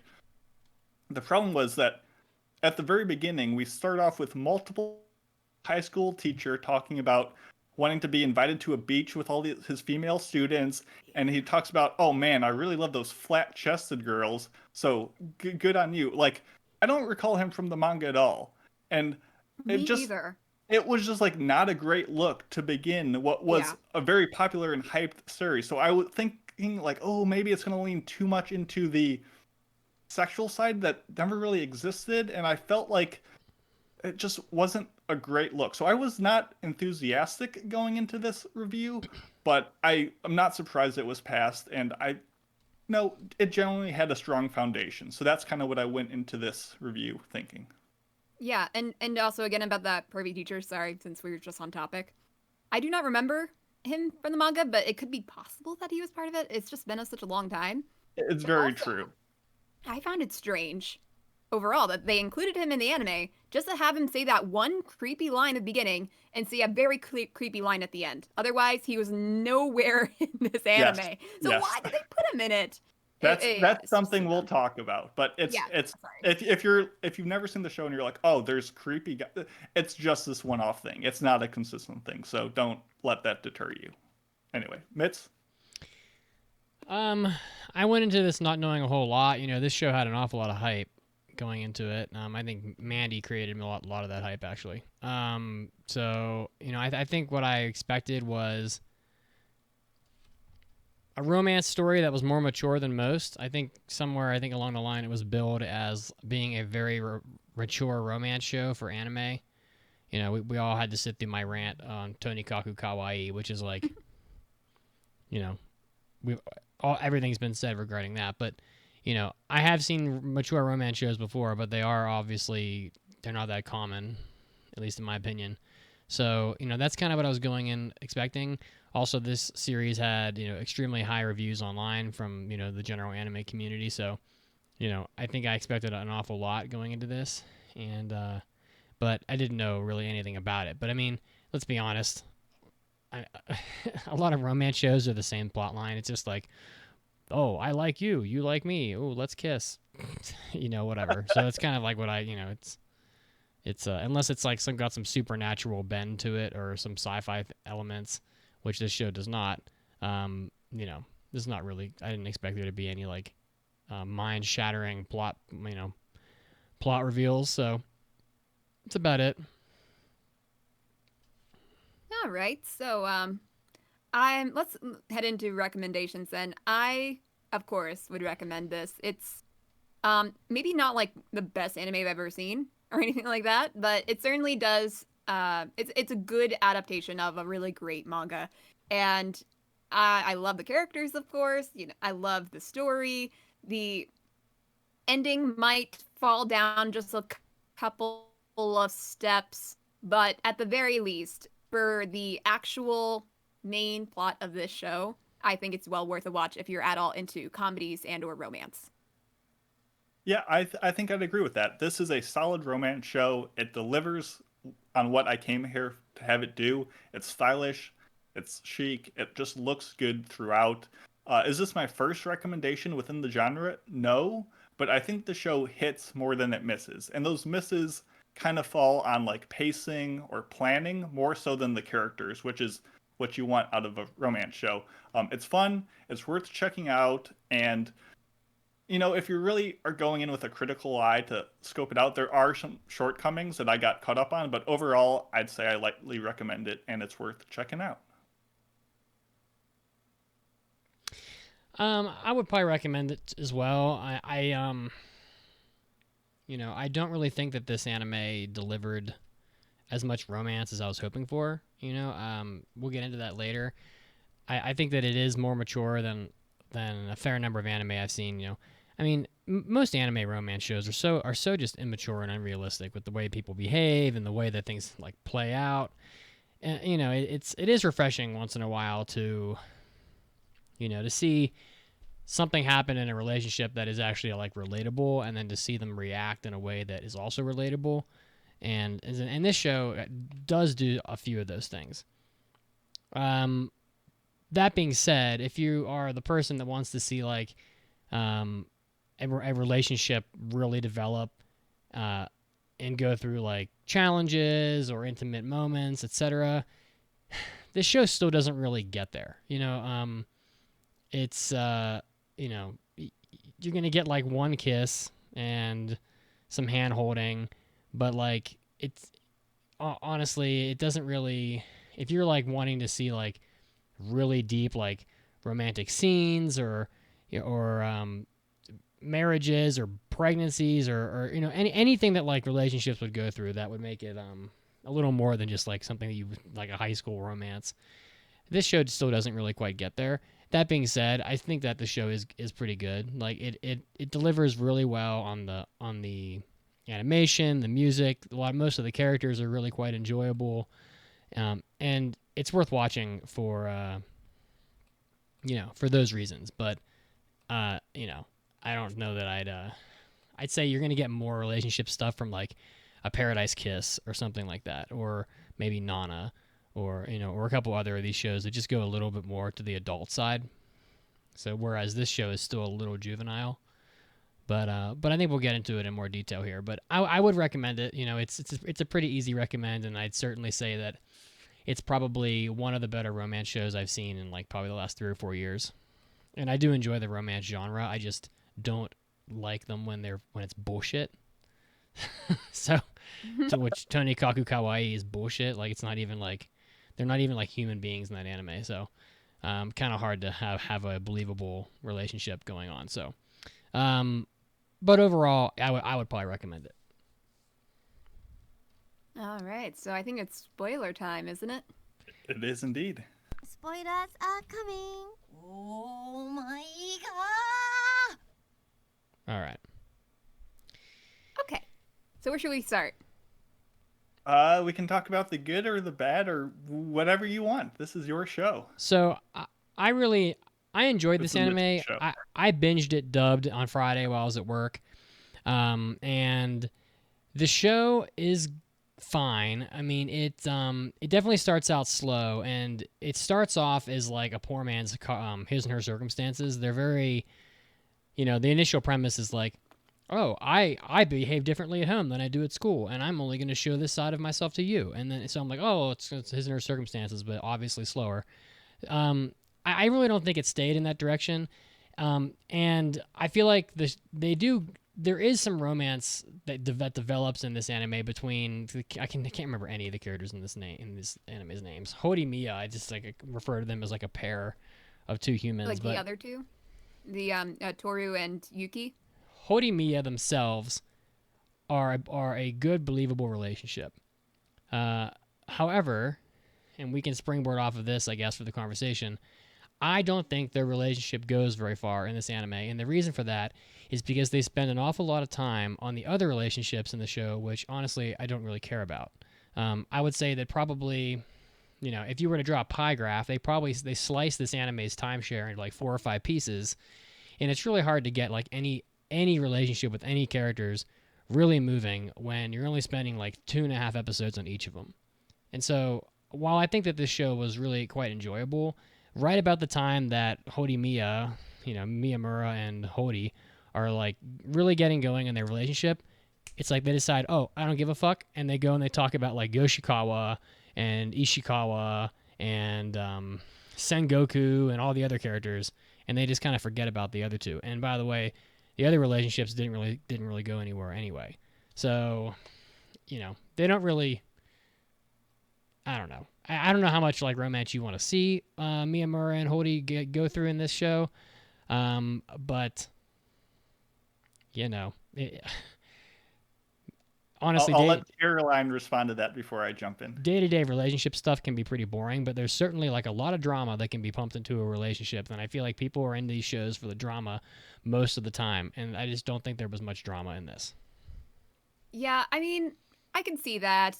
From what I remember, again, it's been a while since I read the manga, but I do think there were a few chapters where it was slice of lifey in the middle of all the plot points and everything that we are interested in.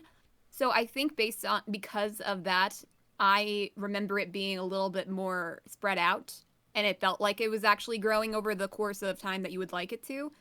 And yeah, I kind of wish that they would make it a little bit, because I love Hori and I love Miyamura, so I think there was a lot of things they could have done other than what they've already done in the anime thus far. And, there are a couple plot points that I do remember that they kind of just did not do in the anime. Like, for example, you know how in, like, the first episode, it was Yoshikawa Yuki, and she sees Miyamura jumping over the fence, and like, it's egg time, like, or it's the eggs, or something. Yeah, it's egg time. Yeah. After that, there's this whole plot point that I wasn't really a huge fan of, so I don't really mind that they dropped it.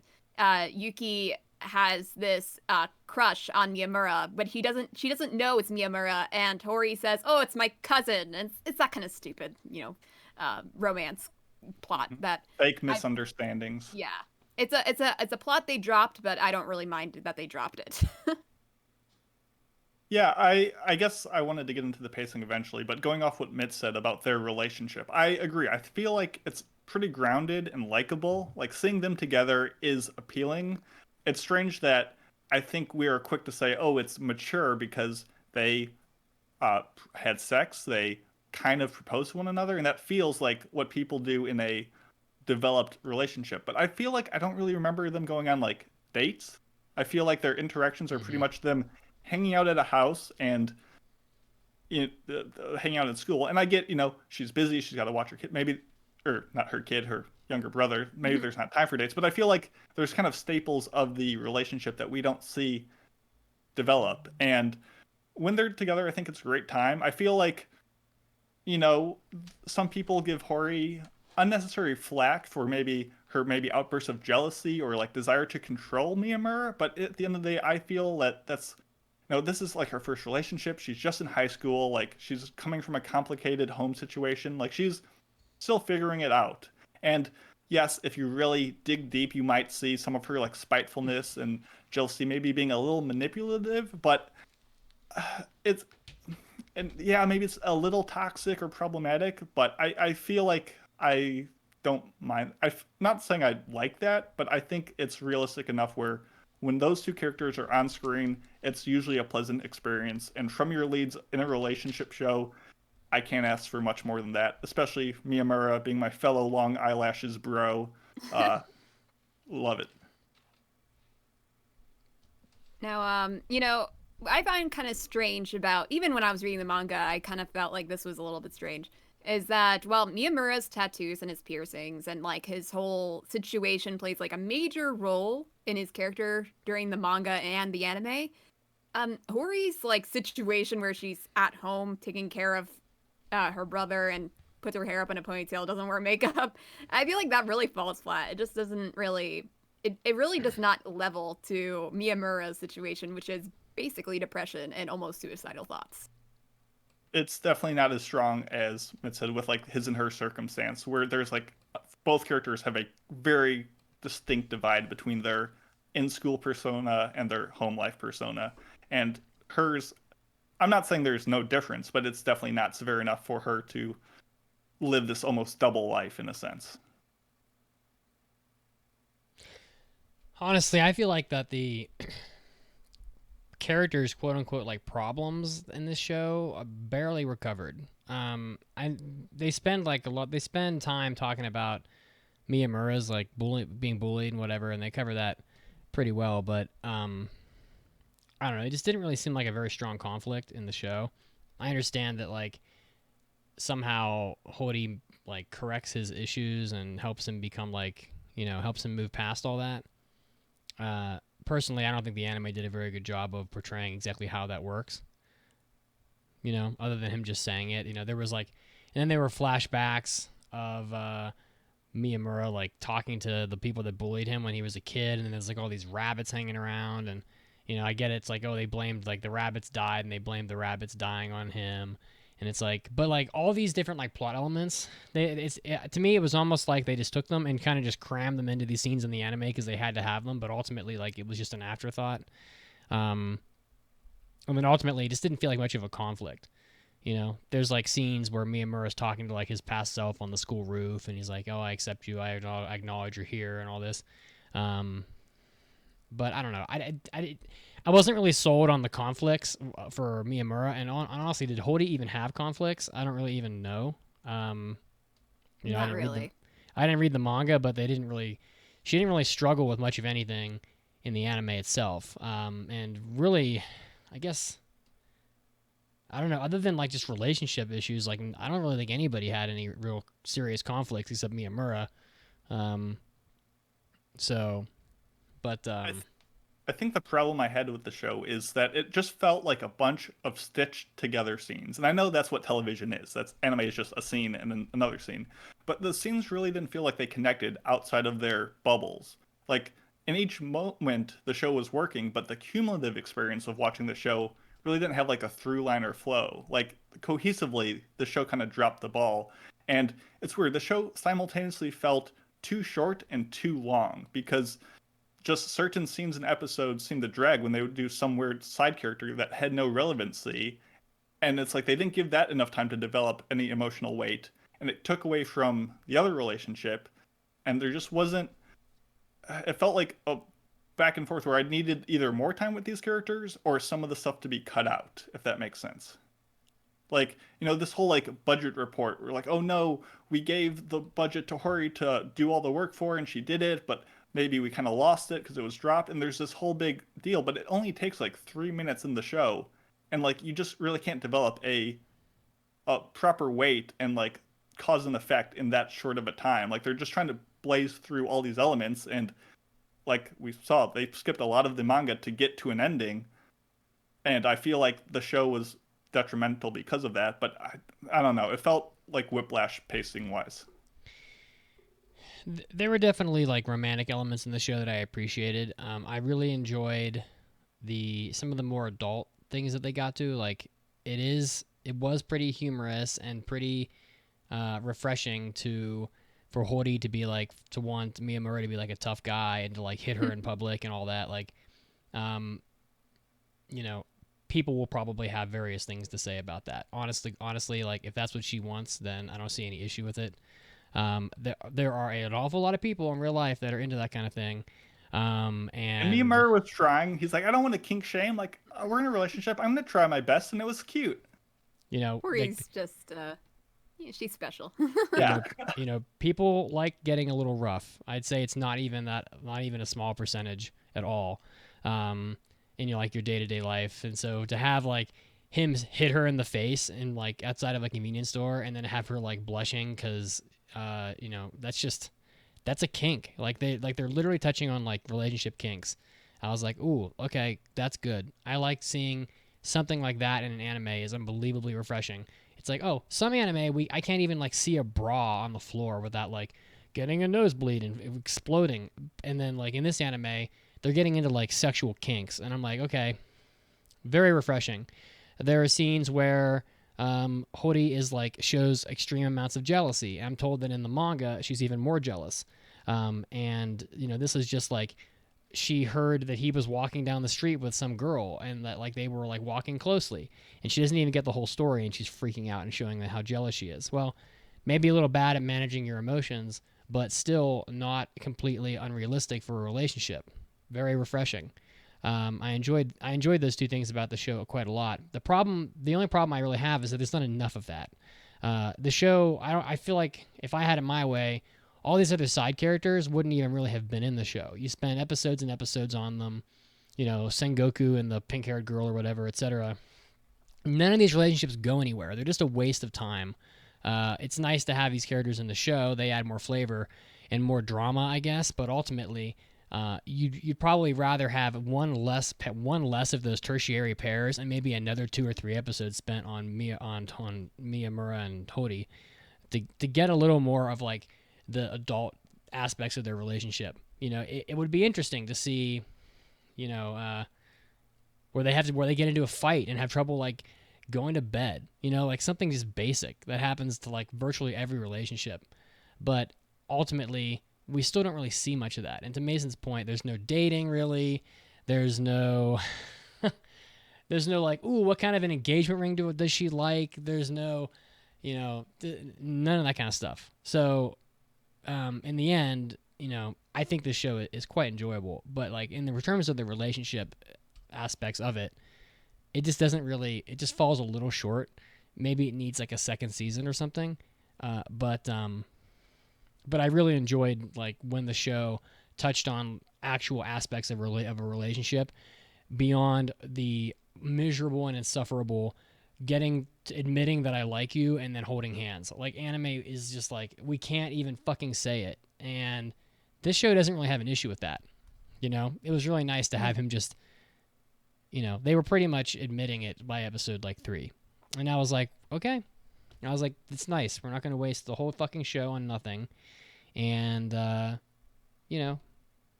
move on. Because honestly, adults can tell when someone likes them without even being told. They just can. Like, no one's that clueless. Not all adults. I am very clueless. There was some nice subversions too. Like there's a moment where they're watching a movie and they're like, oh, whose hand is bigger, and they do the whole hand comparing thing, and it leads them to hold, and that's sweet and that's cute. But then her younger brother Sota like busts through the door, and you're like, oh no, they're gonna get all flustered and be like, oh, I wasn't touching her, and be all blushed. But it turns out that was like in the future, and they already moved past it, and you're like expecting them to have this big anime reaction, but they just play it really cool, and I really like that. I love in episode 2 when Hori is trying to find out Miyamura's first name, and she's going through all these channels to find it, like eavesdropping on people talking, looking at the attendance sheet, but that gets like taken away. He's not smart enough to make like the top scorer list in the school, like all these avenues. I thought that was really funny. The biggest annoyance I had romance-wise was constantly the show would do these like drop shadows where there would be like a white background and you'd get like an outline of the character in like a blue, a pink, or yellow color like fading away.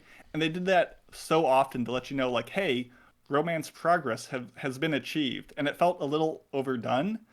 But as far as the side characters, I feel like I like the core group of 4. I kind of got like Hyoka vibes of their pairings and their personalities. They were pretty great. I think there was just, as Mitt said, so many with like maybe a little formulaic dialogue. It felt like these were not so much side characters. They were like in the stands of the show. And the Jumbotron camera was like panning around the arena, and you'd see them on the big screen for like 30 seconds. You're like, oh, I know them. They're tutoring this random sister. Okay, bye.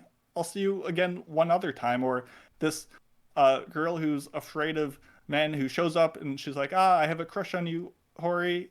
Okay, I'll see you once more at the end. And that's like, there just wasn't enough time for those characters to develop, and it felt like they just pulled time away from what we really wanted to see from the show. So once again, it didn't squander the time it had with the characters we loved, but it just put too much in there that felt like it bogged it down. Yeah, like I love the side characters. I think for the most part, I love all of them actually. Yeah.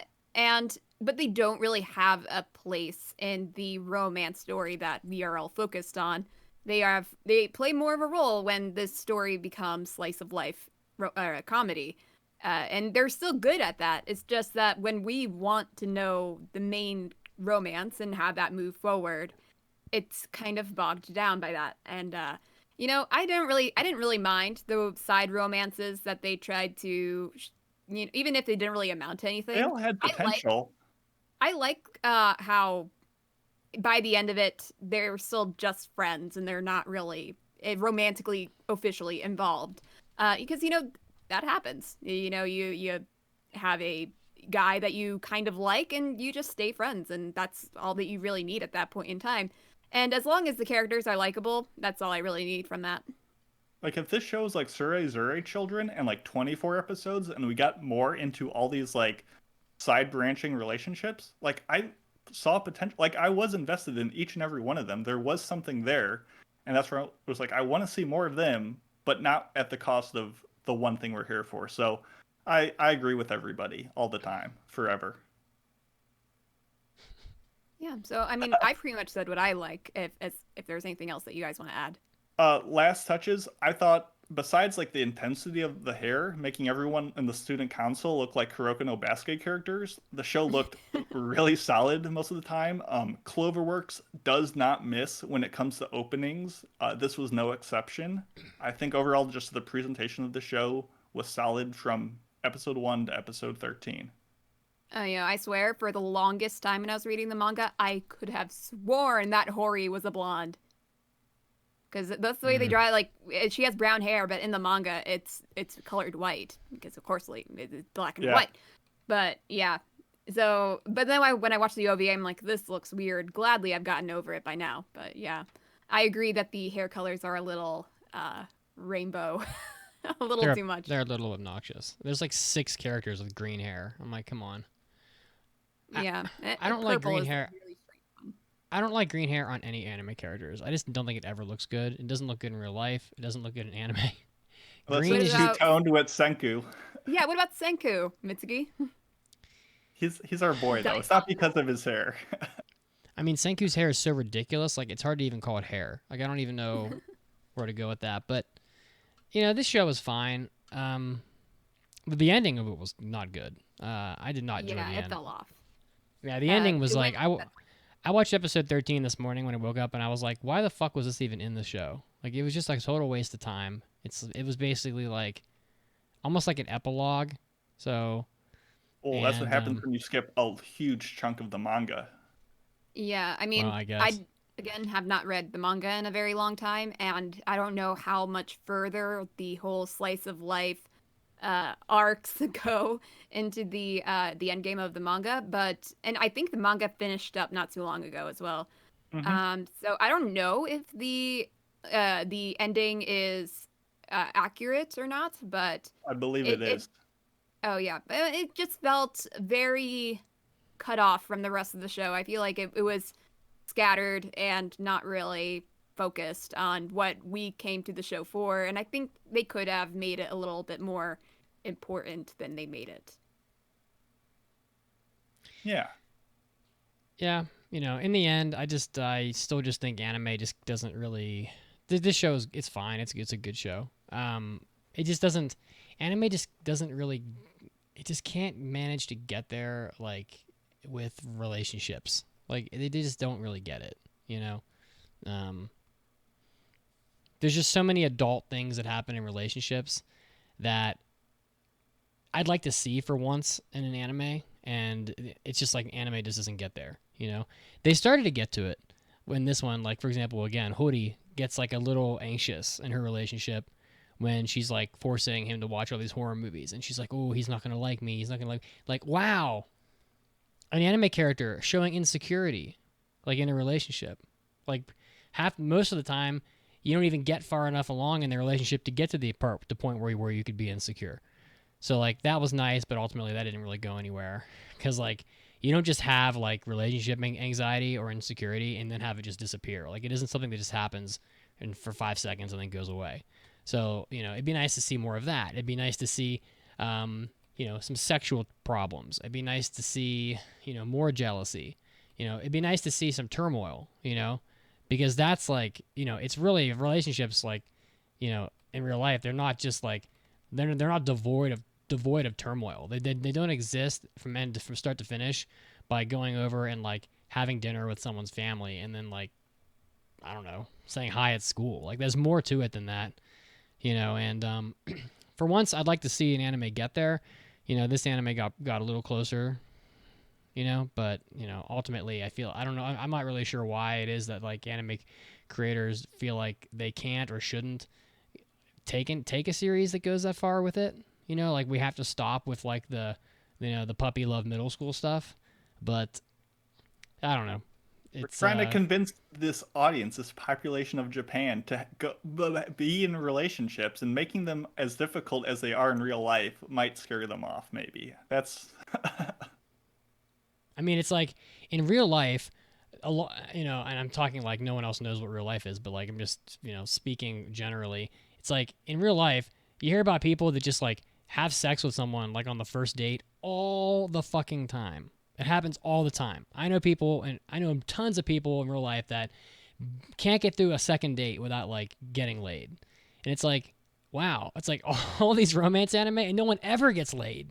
It's like, it just doesn't happen. Well, that's not how real life is reflected, you know? And so even in Japan, like, you know, you're at least going to make out somewhere, you know? But like, I don't know if I've ever seen a makeout session in a romance anime in my life. In my whole life, it's never happened.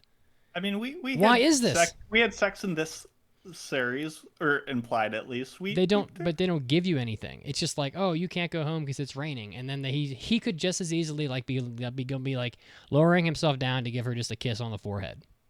We gave her a little smooch. I mean, use your imagination, but you know, it's a romance show. If you were to pick up like a romance novel at Walmart, someone's gonna be having sex in it. You know, it's got like naked dude buttocks on the cover of the book, but it's like anime just doesn't get there. It's like there's like a wall where no romance show has ever and will ever show anybody making out. Ever. It will never happen. But then they make that into etchy or hentai. Making out is not hentai. What's the Scum's Wish? Hentai, Scum's Wish is doing the dirty. There you go. Mitz came for Chapter 2 Walmart book club time, and he got Horimiya instead. I'm just saying, you know, Scum's Wish is kind of dark, though. You know, it's... Sure, you're not wrong. Scum's Wish is a little more than what I'm referring to. I get that. You're looking for a wholesome romance with sex. Like, how about like, I'm taking you out tonight. Be ready at 7. And he shows up, and she's all dressed up, and he's all dressed up, and they go out to dinner, and then they go to like a park, and they hold hands, and they sit on a bench, and they make out for 5 minutes. Whoop-de-doo. Like, but that just doesn't happen in romance shows. I'm not really sure why, but that simple, basic date idea that millions of people do every year never has occurred, to my knowledge, in an anime. It never happens. It certainly could have happened here. They're basically 18 years old. So, you know, you could have gone to a park to Mason's Point and had a date, but they didn't go on any dates in this. So, I don't know. That's my whole... That's the beginning and the end for me. Like, this show is really quite good, but it's like... Honestly, it's like... Is it even really romance? I'm not really sure. Yes, it's a romance. There's romance in it. I guess there's so. a relationship. Yeah, there's a... I get what Mitch is saying, the difference between relationship and romance. But I would say most of the time the show delivers the relationship at the core of everything I found to be endearing and overall like a positive, transformative experience for both of the characters, even if there wasn't like a huge ordeal and undertaking they had to go through. It felt realistic enough.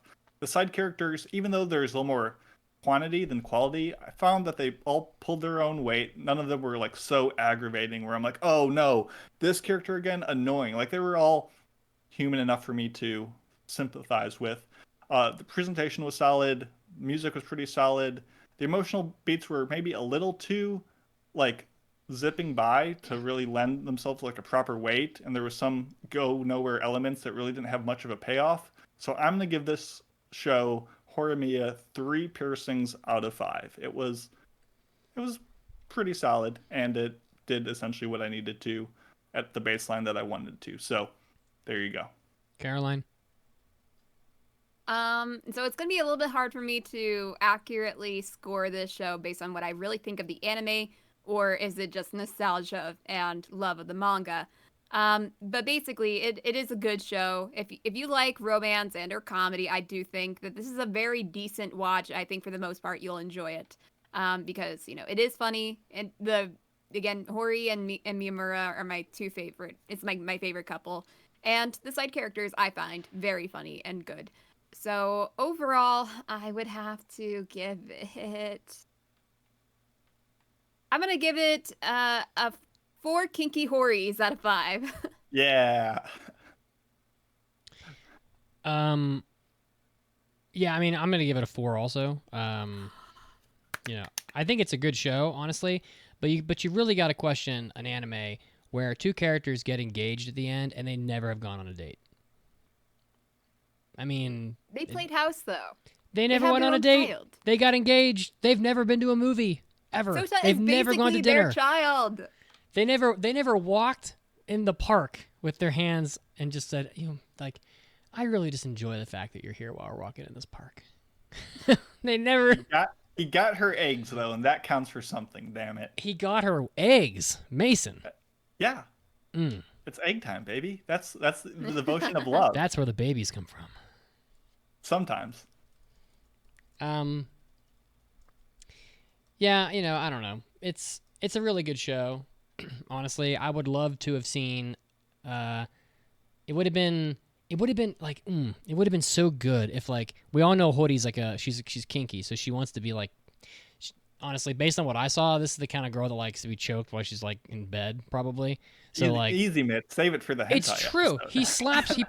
She asks him to punch her with his knuckles. In the anime, I mean that's like pretty rough. So like, but like, what if she showed up to school with like a mark on her neck or face, and they're like, oh, where'd that come from? Well, we all know where it came from because of what was going on in the show at that time. That would have been like another way to inject an element of like, wow, this is a real relationship. Or like that after he lowers himself down onto her, right? Like when it's raining, that next day she has like a big ass hickey or a thumb mark on her throat or like he had a mark on her face, and then you'd be like, watch the end credit of that episode because Miyamura has a giant bite out of the back of his neck, which is not a good look because the whole point was that like she's saying, oh, now you have to grow your hair out because I'm controlling you. Anyway. Well, I didn't actually watch anything past the ending credits, but yeah, well, that was the end scene, yeah. Just stuff like that would have been like a nice touch to like add more adult stuff to it, and whatever. I'm being redundant now, but it's a good anime. I enjoyed watching it. It's and bingeable. APC in the chat saying Mit's out here riding Horimiya dojins. Yeah, yeah, my dude, get on it. It's just I have not to much. say though, I was a little bit afraid that I knew that Mitsugi was gonna watch the show, but I'm glad it turned out the way that it did. This is like a recurring segment where Mitz constantly like rips on the show. Score time, pretty good score. No, it's just that like Mitz actually likes romance anime, but they're very hard to find because Tonikaku Kawaii is not a romance anime. I don't know what that is, but it's not. It isn't. And all these like trashy harem shows, they're not romance anime either. So it's like you almost never fucking find one like that's really a romance show. It's I don't know, it's somewhat baffling. These like goofy slice of life like comedy shows, they're not romance shows. Watching like 2 8-year-olds fumble at like saying I like you is not romance. It just isn't. So it is nice when you finally get a show like this where they don't flip a shit because I don't know. I can't. It was almost too much that Hori couldn't even figure out what his name was. First of all, you're a little bit of a child to not just ask. And second of all, you don't have like a fucking yearbook or a phone number or like Facebook or anything. Give me a break. None of that. And that's when I was in our Discord going, oh, this anime is just going to be another one of these shows. Because like, there's absolutely no reason why an 18-year-old can't just ask someone else what their name is or doesn't already know. It was ridiculous. There is a bit of awkwardness if someone knows your name and refers to you so casually that you're just like, I feel like I should know it. Like there is an embarrassment. Once you know somebody for a while, and then it becomes like I feel like I should know their name by now. It becomes, I would have a hard time asking like, so what's your name? Well, I mean, part of it is that like the fact that she has no resource to figure it out is ridiculous. Yeah. There's like 17 other friends in this show. They have Facebook. They have all the other social medias. Like there were 100 ways for her to figure it out, but instead she just like flips a shit. We tried a bunch of different ways, and you could see hypothetically Miyamura not being big onto the social media platform. Like, maybe like looking at their homework or something. There was many other things in the show that made me quote unquote break immersion, and that wasn't one of them. So yeah, it was fine. Like Ishikawa, the purple haired guy, who's like super good friends with Miyamura that Hori also knows. She couldn't, weren't best buds. They were rivals in love for a little bit, but they didn't. But they know each other's names. They know. They didn't go way back. So crazy. Touchy did I love the two of them. Oh my goodness. I can see why Hori would be afraid that they were in a relationship. Also, best girl was probably Yuki. Just saying. Really? You didn't even mention her during the entire review. Well, she's unimportant. She's not really even any reason for her to be in the anime at all. I just like big her as a character. Yuki is a good choice. big Ritsu energy from Yuki, but she's Yeah. not my favorite. I mean, she's a waste of Who's your time in the favorite? show, but I liked her as a character. Let's probably got to go with Sakura. She's probably best though. Yeah, I mean, I also like Yuki. Hori is great, so it's kind of hard. And that Suo girl, even though it was a little bit creepy how she was just following her around, I found her to be very cute too. So it's kind of strange. Well, there we Or go. Sawada? Yeah, Sawada. I think that was her name. What is that? Which one is that? I It was don't the know. it was the girl Oh, that yeah. loved Hori. the yeah. one who like lives next to Yeah. Miyamura for years, goes to the same school, and like just the day they happen to meet each other, realize that they live like that much. Yeah. So wacky and contrived, and the show tells you that because it knows how wacky and contrived it is. It does not excuse it. Anyway, we can move on to talking about how Yuki's plot about talking about snow was so on the nose. But anyway, we're done. It was good. We it did was a good anime. End of story. It was good. You know, I enjoyed it. Cool. Ta-da! We're good then. We're done. Yeah, guys, thanks for listening to the podcast. The long-awaited review of Horimiya is over, and we will be continuing to review anime from previous seasons in the next few episodes. And next week we'll also have the winners of the Spring 2021 Listener Choice. Again, if you want to get access to that, you can do it from the homepage of the website. You can do it from the announcement section of the Discord. You can find it on pretty much any of our social media channels. But the bottom Get line to is voting.